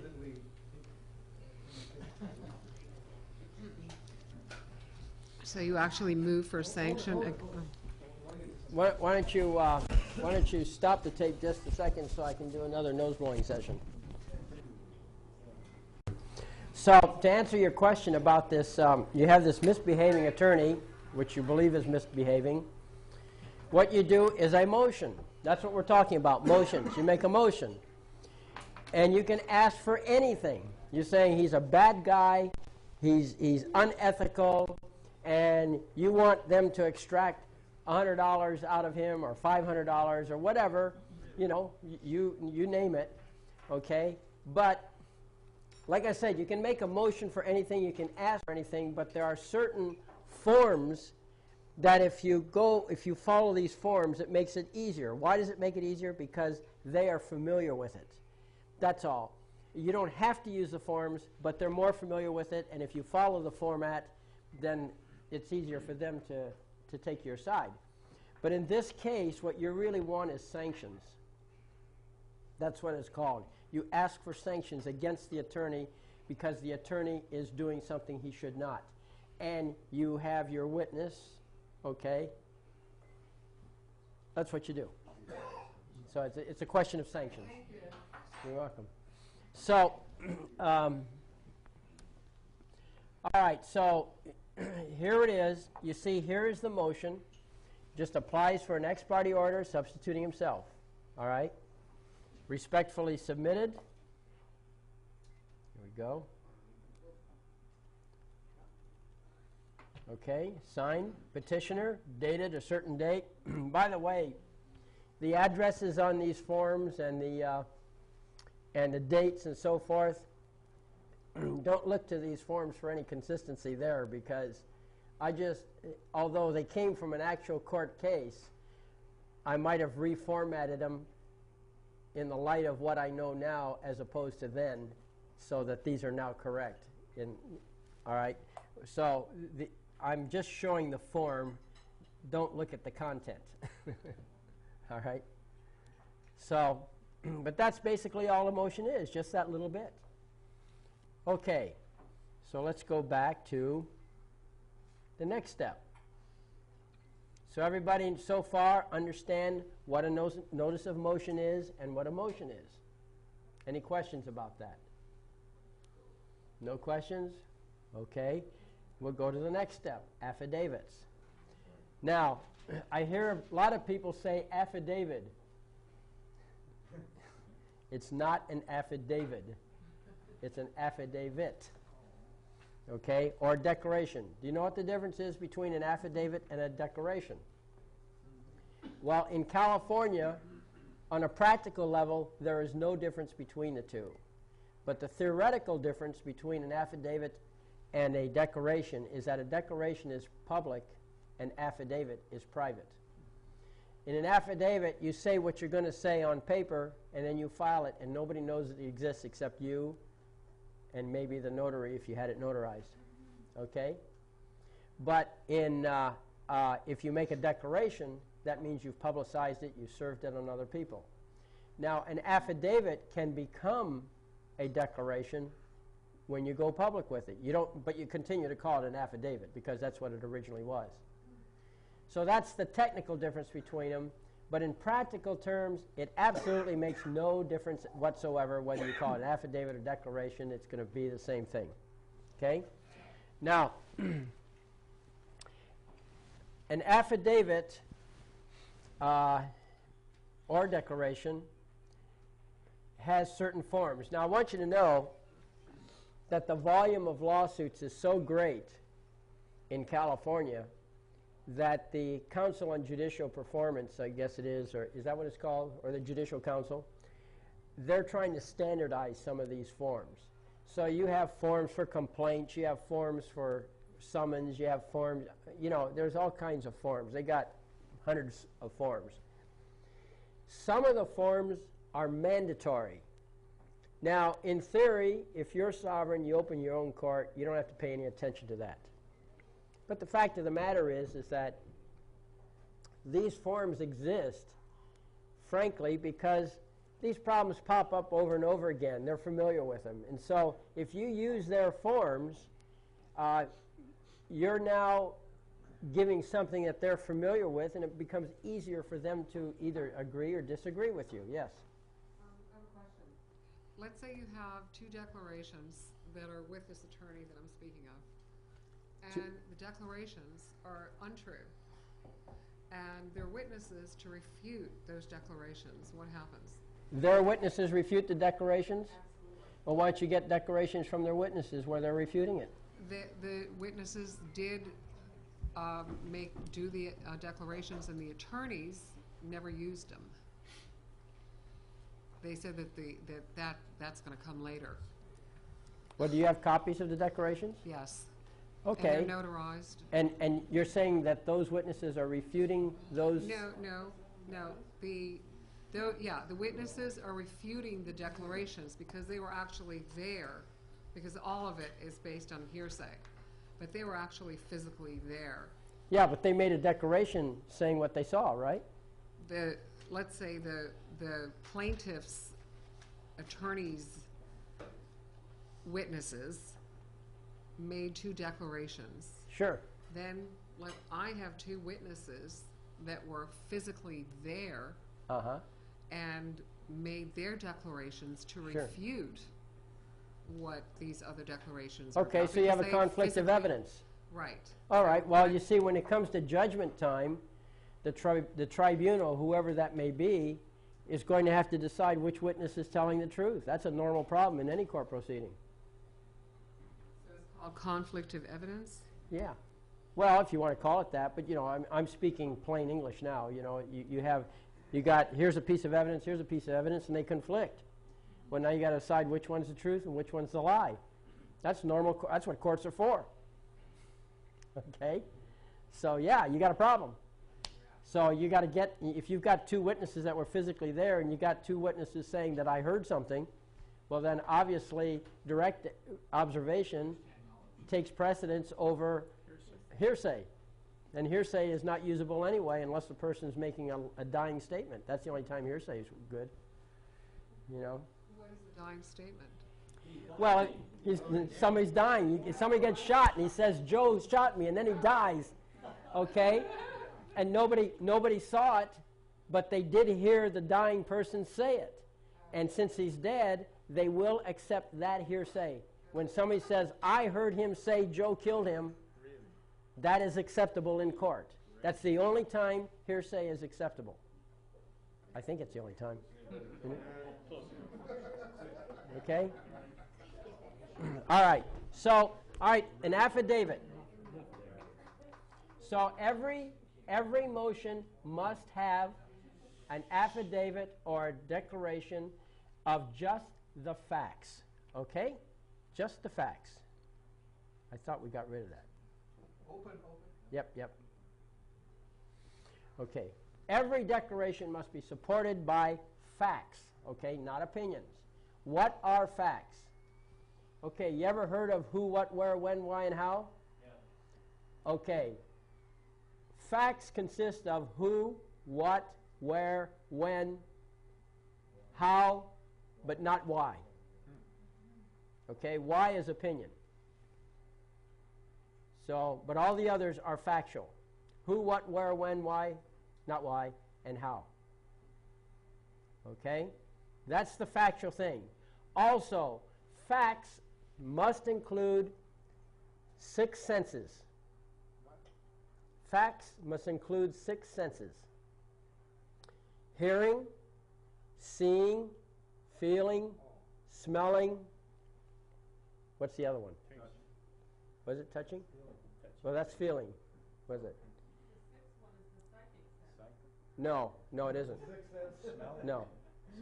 Yeah, hearing, smelling, feeling, seeing, tasting. That's the 5. The 6th one is what you were thinking, how it impacted your mind. You can testify to your state of mind. Okay, that's the 6th one. In other words, you can say, I was scared. Okay? Or I was intimidated. That you can say. You cannot say that he was intimidated. But you can say, I was intimidated. Could you say he appeared to be intimidated? No. But you can say he appeared to you to be intimidated.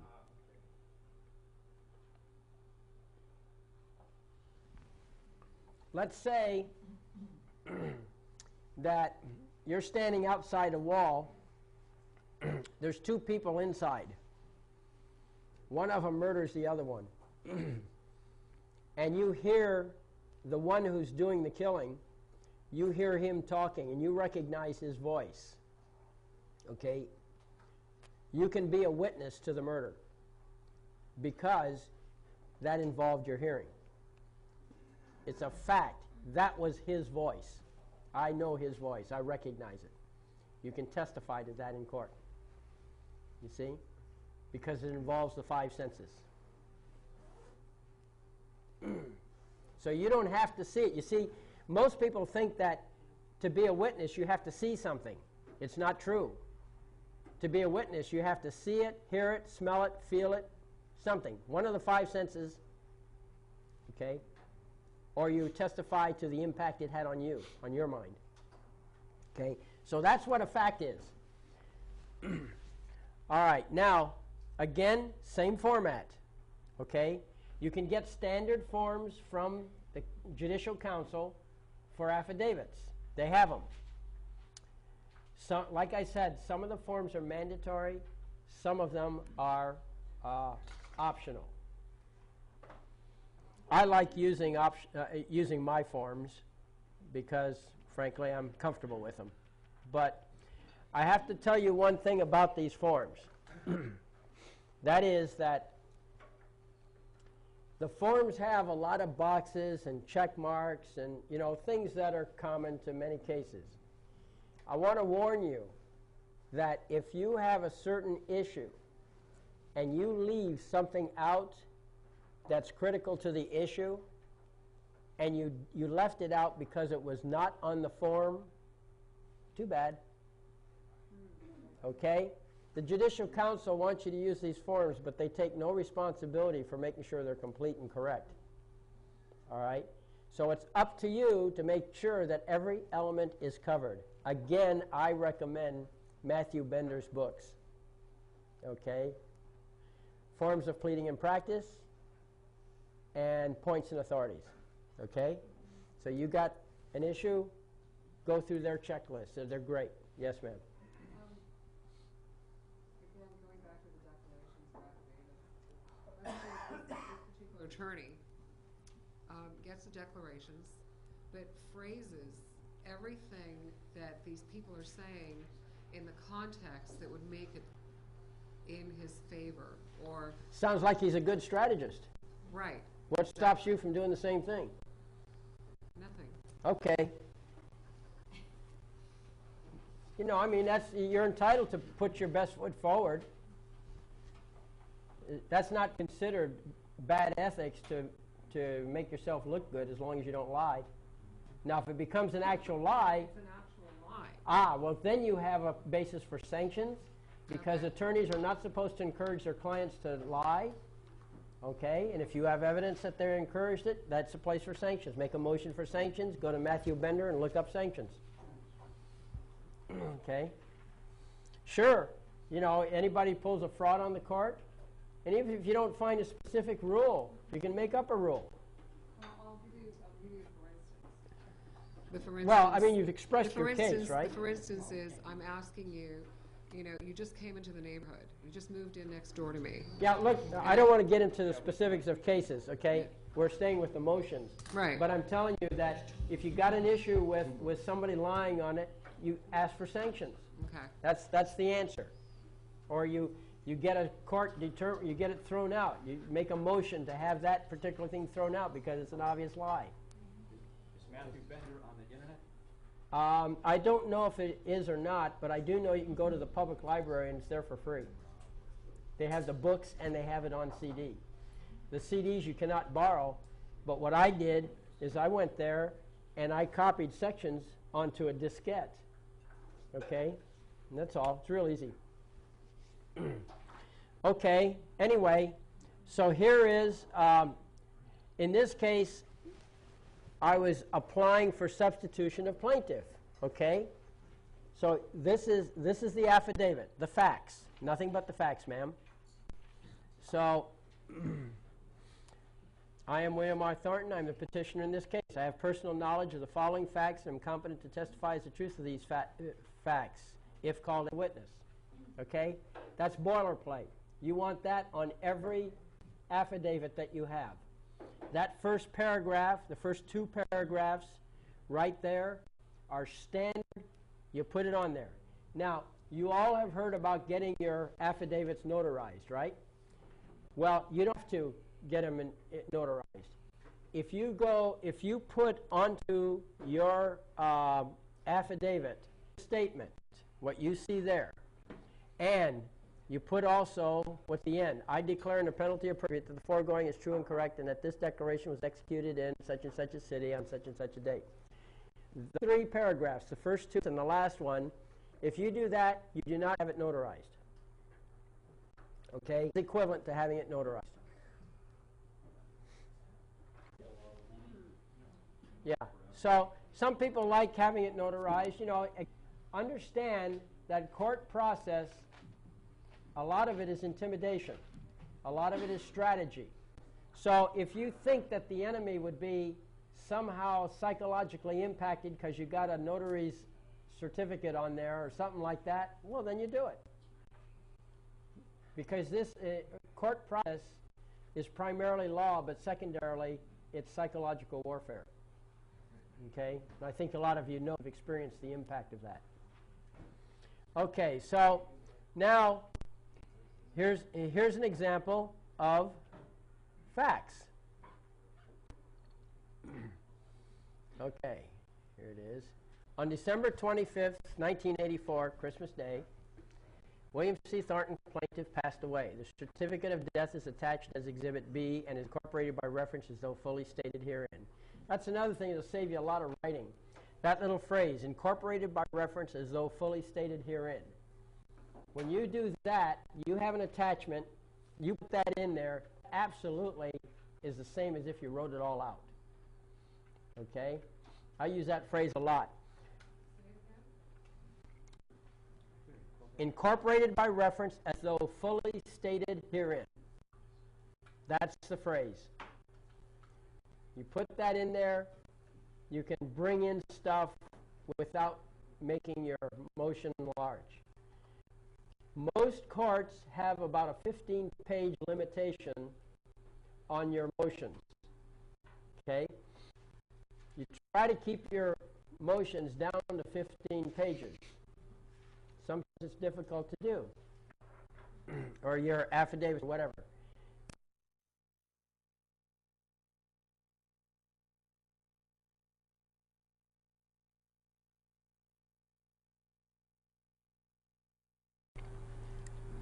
Actually, the affidavits can be as long as necessary if they are relevant facts.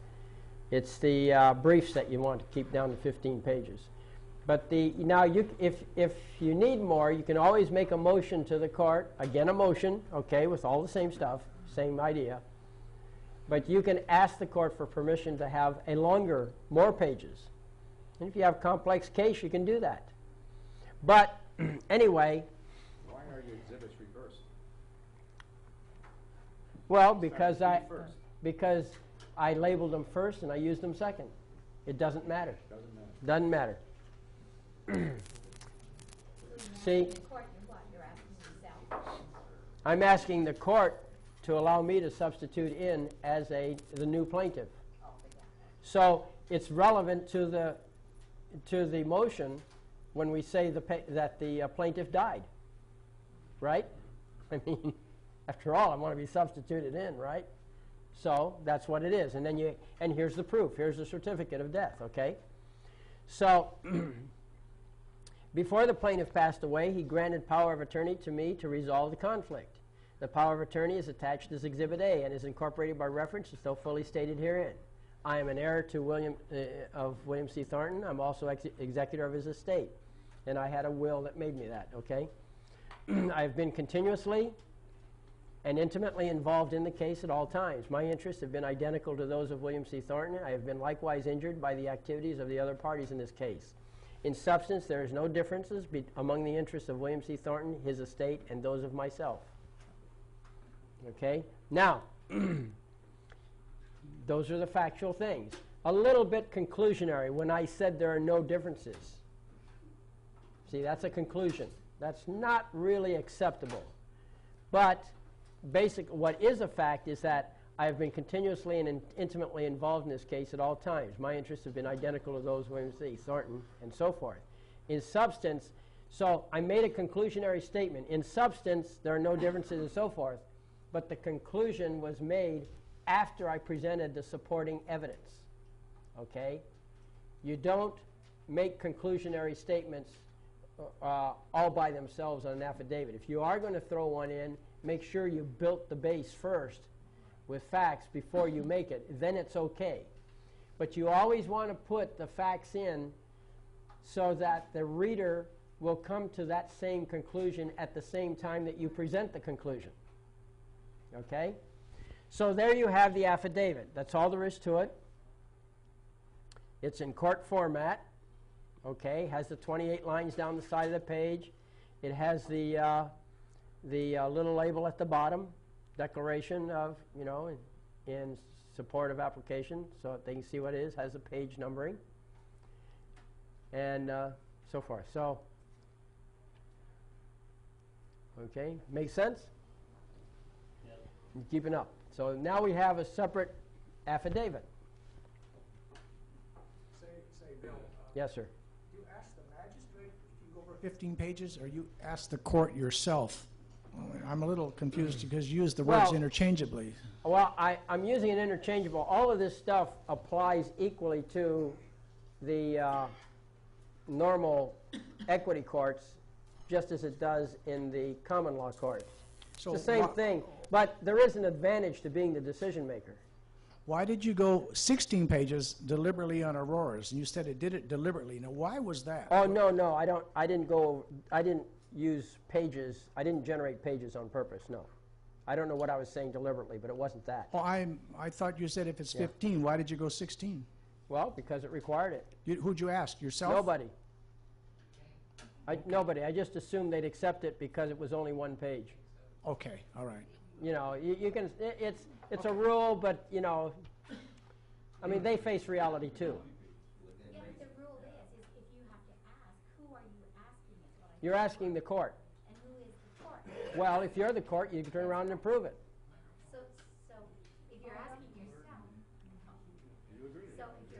yourself, basically you just have to give them notice that you're going over. Wouldn't that be? Well, yeah, I mean, the other side gets a chance to be heard. Before you move the court, before you actually issue the orders, you ought to hear from all points of view.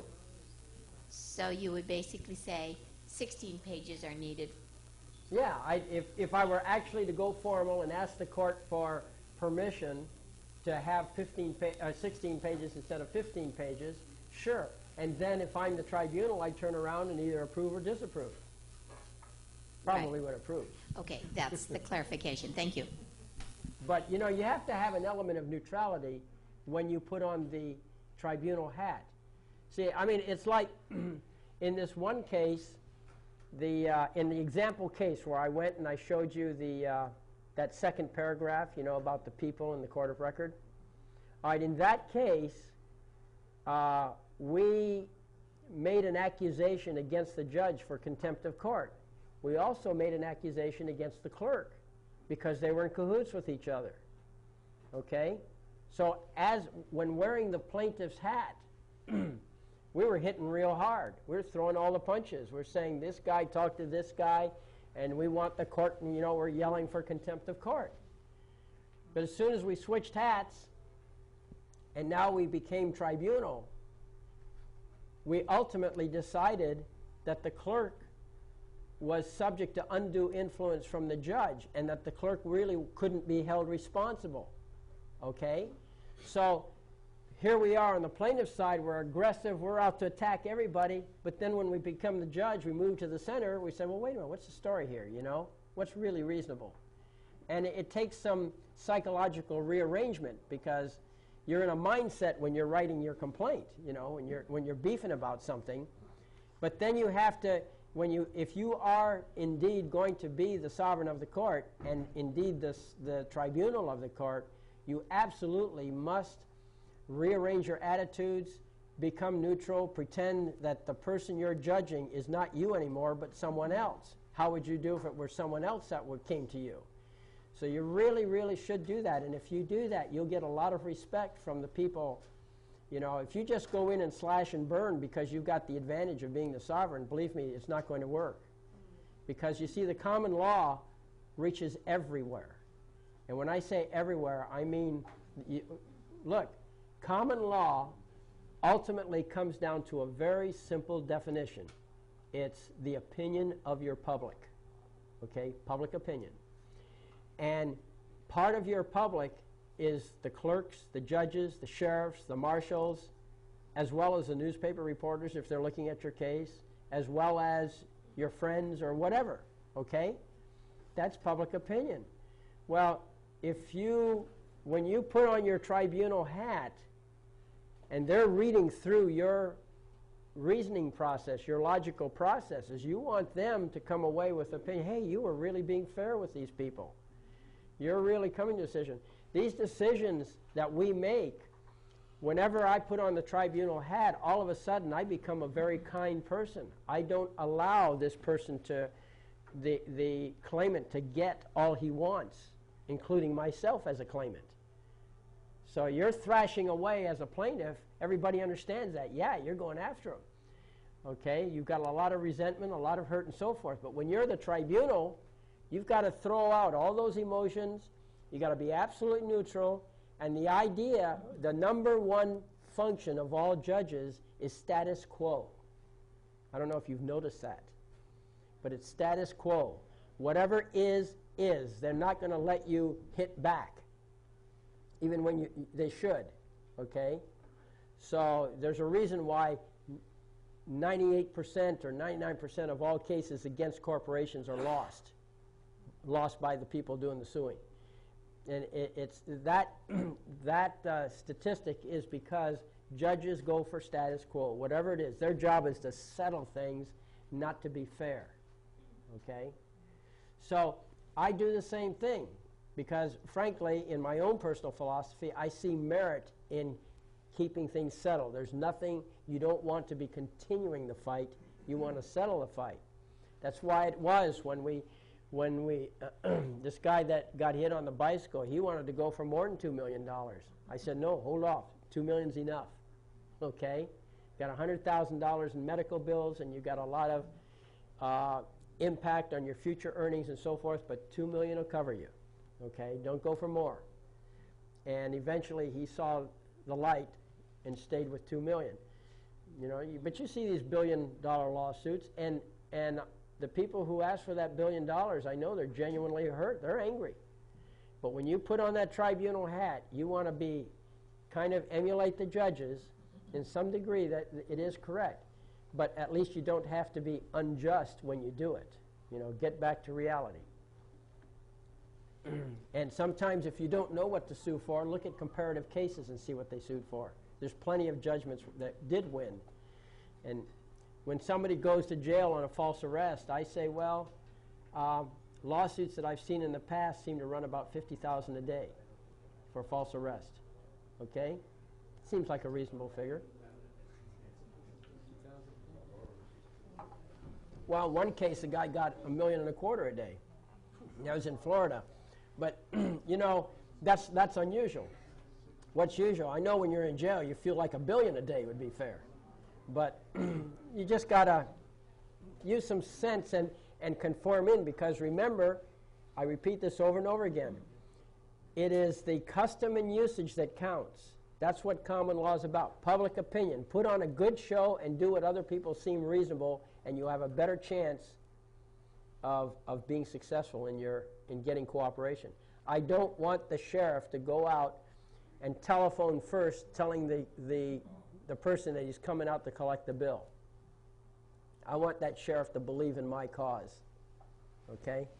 And he's not going to. He's not going to go out and collect $1 billion from a guy who owns a one-bedroom house. You understand what I'm saying? Okay, well, anyway, so this is the declaration. And you'll notice that in the caption, it says, Declaration of William R. Thornton. All right? And it says, in support of application for substitution of plaintiff. So the original motion was application for substitution of plaintiff. That was the name. So I copy that name, and then I say that's a declaration in support of that. That way, when the person picks up the paper, he looks at the title, it gives him an idea of what the point of view is. Again, you're making it easy for the reader. Okay? So, use a caption. Now, another word about this caption over here. You'll notice that we have the full list of defendants stated. You don't have to do that. Whoever is the first one on the list, you put, like here, it would be Corbett E. Britton. You could say et al. E.T. space A.L. period. E.T. means and A.L. period, I forget what the Latin word is, but it means others. It's and others. Okay? Symbol for versus, VS? V or VS, either way. Okay, I understood that V is more proper. Is that correct? Not that I know of. Okay. Actually, I think VS was the original, but I guess they started saving ink. They cut it down to V. Paper saving. I guess, yeah. But everybody knows what it means now. I get to hide cases with using V sometimes. All right. Well, anyway, so that's the affidavit. Okay, so let's move on to the next item. Points and authorities. Now, points and authorities actually consist of three parts. It's the point that's being made, the supporting authority, meaning law, or maybe horn books that have some sort of well-reasoned statements in them. Could be statements out of American jurisprudence. Amjur is highly respected. Caljur is highly respected. So you can quote those authorities, okay? So, and then you have the argument in support of the point. So, you see, you state your point you're being made, you state the law, basically, and then you take the entire ball of wax. That is the affidavits, the law, and you argue your case, and this is where you put your emotion in. Okay? This is where you really state your cause. It's just as if you were in front of a jury and you're trying to convince that jury why it is you're right. That's what the argument is for. This is the only place in all of the motion where you can actually make conclusionary statements legitimately. Okay?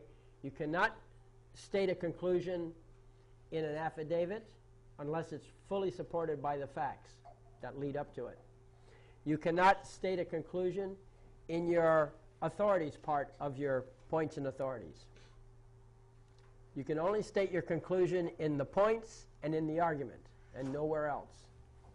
Okay? So here's an example of points and authorities.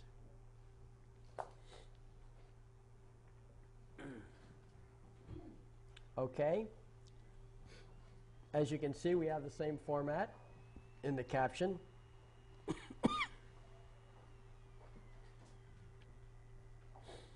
And we say points and authorities in support of application for substitution of plaintiff, ex parte. Now, if you were on the defending side, somebody was making a motion, you would call this points and authorities against the application for substitution of plaintiff. Okay? Same idea, just change a couple words. Okay, you have the normal caption on the left. Okay, now you'll see that you have those three lines, lines 24 and 25. And those three lines are in all capital letters. And that's the point that you're trying to make to the court. Okay? William R. Thornton should be substituted for plaintiff William C. Thornton. That's the point I'm trying to make. So I put it there. So in your points and authorities, you have points, you have authorities and argument. Those capital letters right there are the point that you're trying to make. So now the court, or whoever reads your paper, has a clear idea what it is that you're after. Okay? Now the next part is the authority. Okay?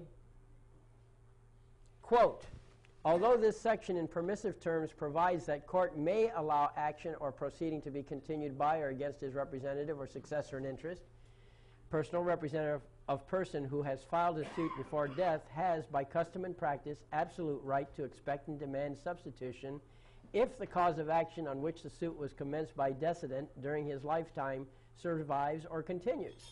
And that was Majors versus Merced County in 1962. 207 Cal 2nd 427, 24 Cal Reporter 610. Okay, now these sites, I guess you understand, the 207 is the that's the volume number, California Appellate Court, second. That's the second set that they've generated. And 427 is the page number that it's on in that particular volume. Does everybody understand that, I guess? Okay.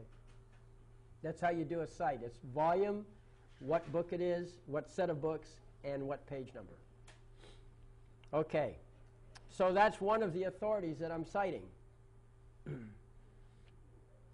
The settled practice is to allow substitution of the personal representative of the plaintiff on suggestion of his death and ex parte motion to allow the substitution. Campbell versus West in 1892. Apparently they had a fight over this, and the Supreme Court, I guess, said that's what they said there.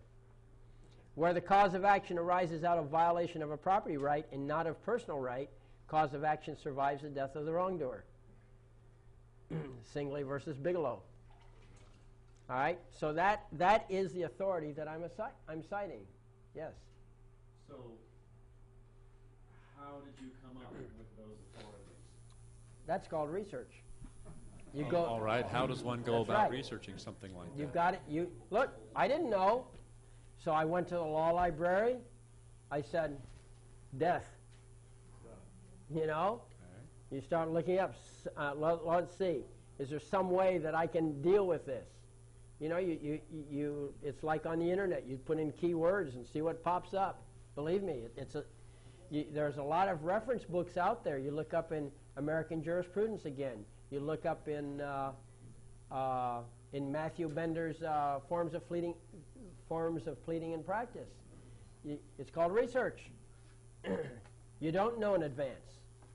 You know, you got a problem, and you pick out the best words you can figure out that might apply to the problem. You start looking up in these reference texts. It is a search problem, definitely. I mean, I wasn't getting smart with you. It's actually, you're dealing with the unknown when you start, and you have to get in and look. And there is a biblical reference to that. I think it says, "Seek and ye shall find." Okay? And that's exactly how I did this. I did the seeking and I did the finding. And it also says, "My people perish for the lack of knowledge." Right, but how do you get knowledge? You go hunting.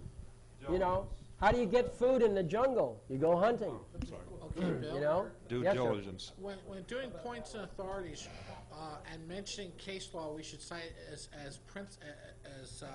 we're illustrating principles of law that were decided on, let's say, some previous Supreme Court cases, and we have a right to rely on that unless they get overturned. Well, look, if you're in your sovereign capacity, case law does not apply to you. Black letter law does not apply to you. On the other hand, public opinion is of a direct interest to you. So, because it's a direct interest to you, because you want to look good, yeah, you do pay attention to case law. But it's not binding. It is binding on the judges. It is binding. They took an oath to support the laws and blah, blah, blah, okay? Right. So, yeah, I hold them to those standards. But for myself, Gotcha. the sovereign, remember what it said? The very essence of sovereignty is that the sovereign decrees the law. Right. When I set up my court cases, I decree what the rules of court are. Quite often in a state case, I decree that the rules of court are the federal rules of civil procedure. I toss out the entire California rules of court that way. It's my court. Yes, sir. Now, when researching the case law, you'll notice that there are good case law, and then as you go along, what happened here? You go along in the case law dates, and it says, well, this one's better. That's 1930. There might be another, but yeah, you're talking about 1940s shepherdizing. Mm-hmm. When you're the sovereign, you select which one. Do you listen to that in your research? Well, yes, because you see, these cases that are written, the court has gone public on its reasoning process, and the courts are in a glass, they're in a fishbowl. And so when you read these opinions, they're pretty solid usually. At least that's been my experience, my interpretation. So you want the latest? Well, yeah, you want the best of the reasoning, but you know what? All of these cases that I've ever seen, like our class of people seem to run into, they're very fundamental. They don't depend on fine points of the law, which, by the way, is not law at all. But, all of our cases are pretty gross. Somebody came and beat somebody up. And where was the warrant? Or where was the, we deal with raw power here, and it's very crude at times, meaning it is raw power. And so shepherdizing a case, I suppose you could do it, but I've never shepherdized any of my cases, except right in the beginning. I figured it out, and I said, well, wait a minute. My cases are so gross, so plain, so simple that common sense tells you where the right and the wrong of it is. You don't have to be any trained jurist to realize that somebody punched you out when you didn't ask for it. Right. That's what I'm saying. I haven't felt the need to really genuinely shepherdize in depth. I just go for the surface, look up the latest books, get some reasonable closeness. If the case appears to apply, I use it. I'll tell you, I've never had anybody come back and say that one of my cases was superseded by one of their cases. Never had that happen. Yeah, I notice the other side sometimes uses cases don't even apply to what they're talking about. Yeah, you know, there's and a lot of times if you do get a case that's cited, you know, from the opposition or one you use yourself, be sure to read it. Go and read it, because a lot of times they misquote it. In fact, there's a case. It involves a police officer who was looking for equal protections under the law because he had scored too high on a test, and they wouldn't hire him. Okay. He was too smart. The average intelligence of a policeman is 104 IQ. Okay? It's the same as secretaries and bank tellers.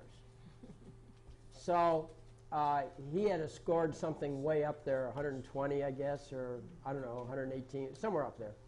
And because he had scored so high, he felt he merited the job, but they wouldn't hire him. And he claimed a few things, but one of the things that he brought into the case, this was in the state of Maine, and just recently too, meaning in the past 10 years, I think, he tried to bring in some issue of sovereignty, personal sovereignty, okay? I don't remember how he tried to fit it in. And the Supreme Court itself, one of the Supreme Court justices misquoted a prior case. And I knew about it because I looked it up. And sure enough, he had misquoted. It didn't quite fit in my mind, you know, and having something to do about sovereignty, and he was denying it, and he actually put it in quote marks, but when I read it, it was nowhere in the case. So what did you do? I didn't do anything. It wasn't my case. It was in Maine, and I was here. Okay. What would you do in the, well, you would have to know, I guess, during the trial, but after the fact and his final decision, if he made something that was that he based, the whole thing was based on a misquote, what would you do? I'd make a motion for reconsideration, Okay.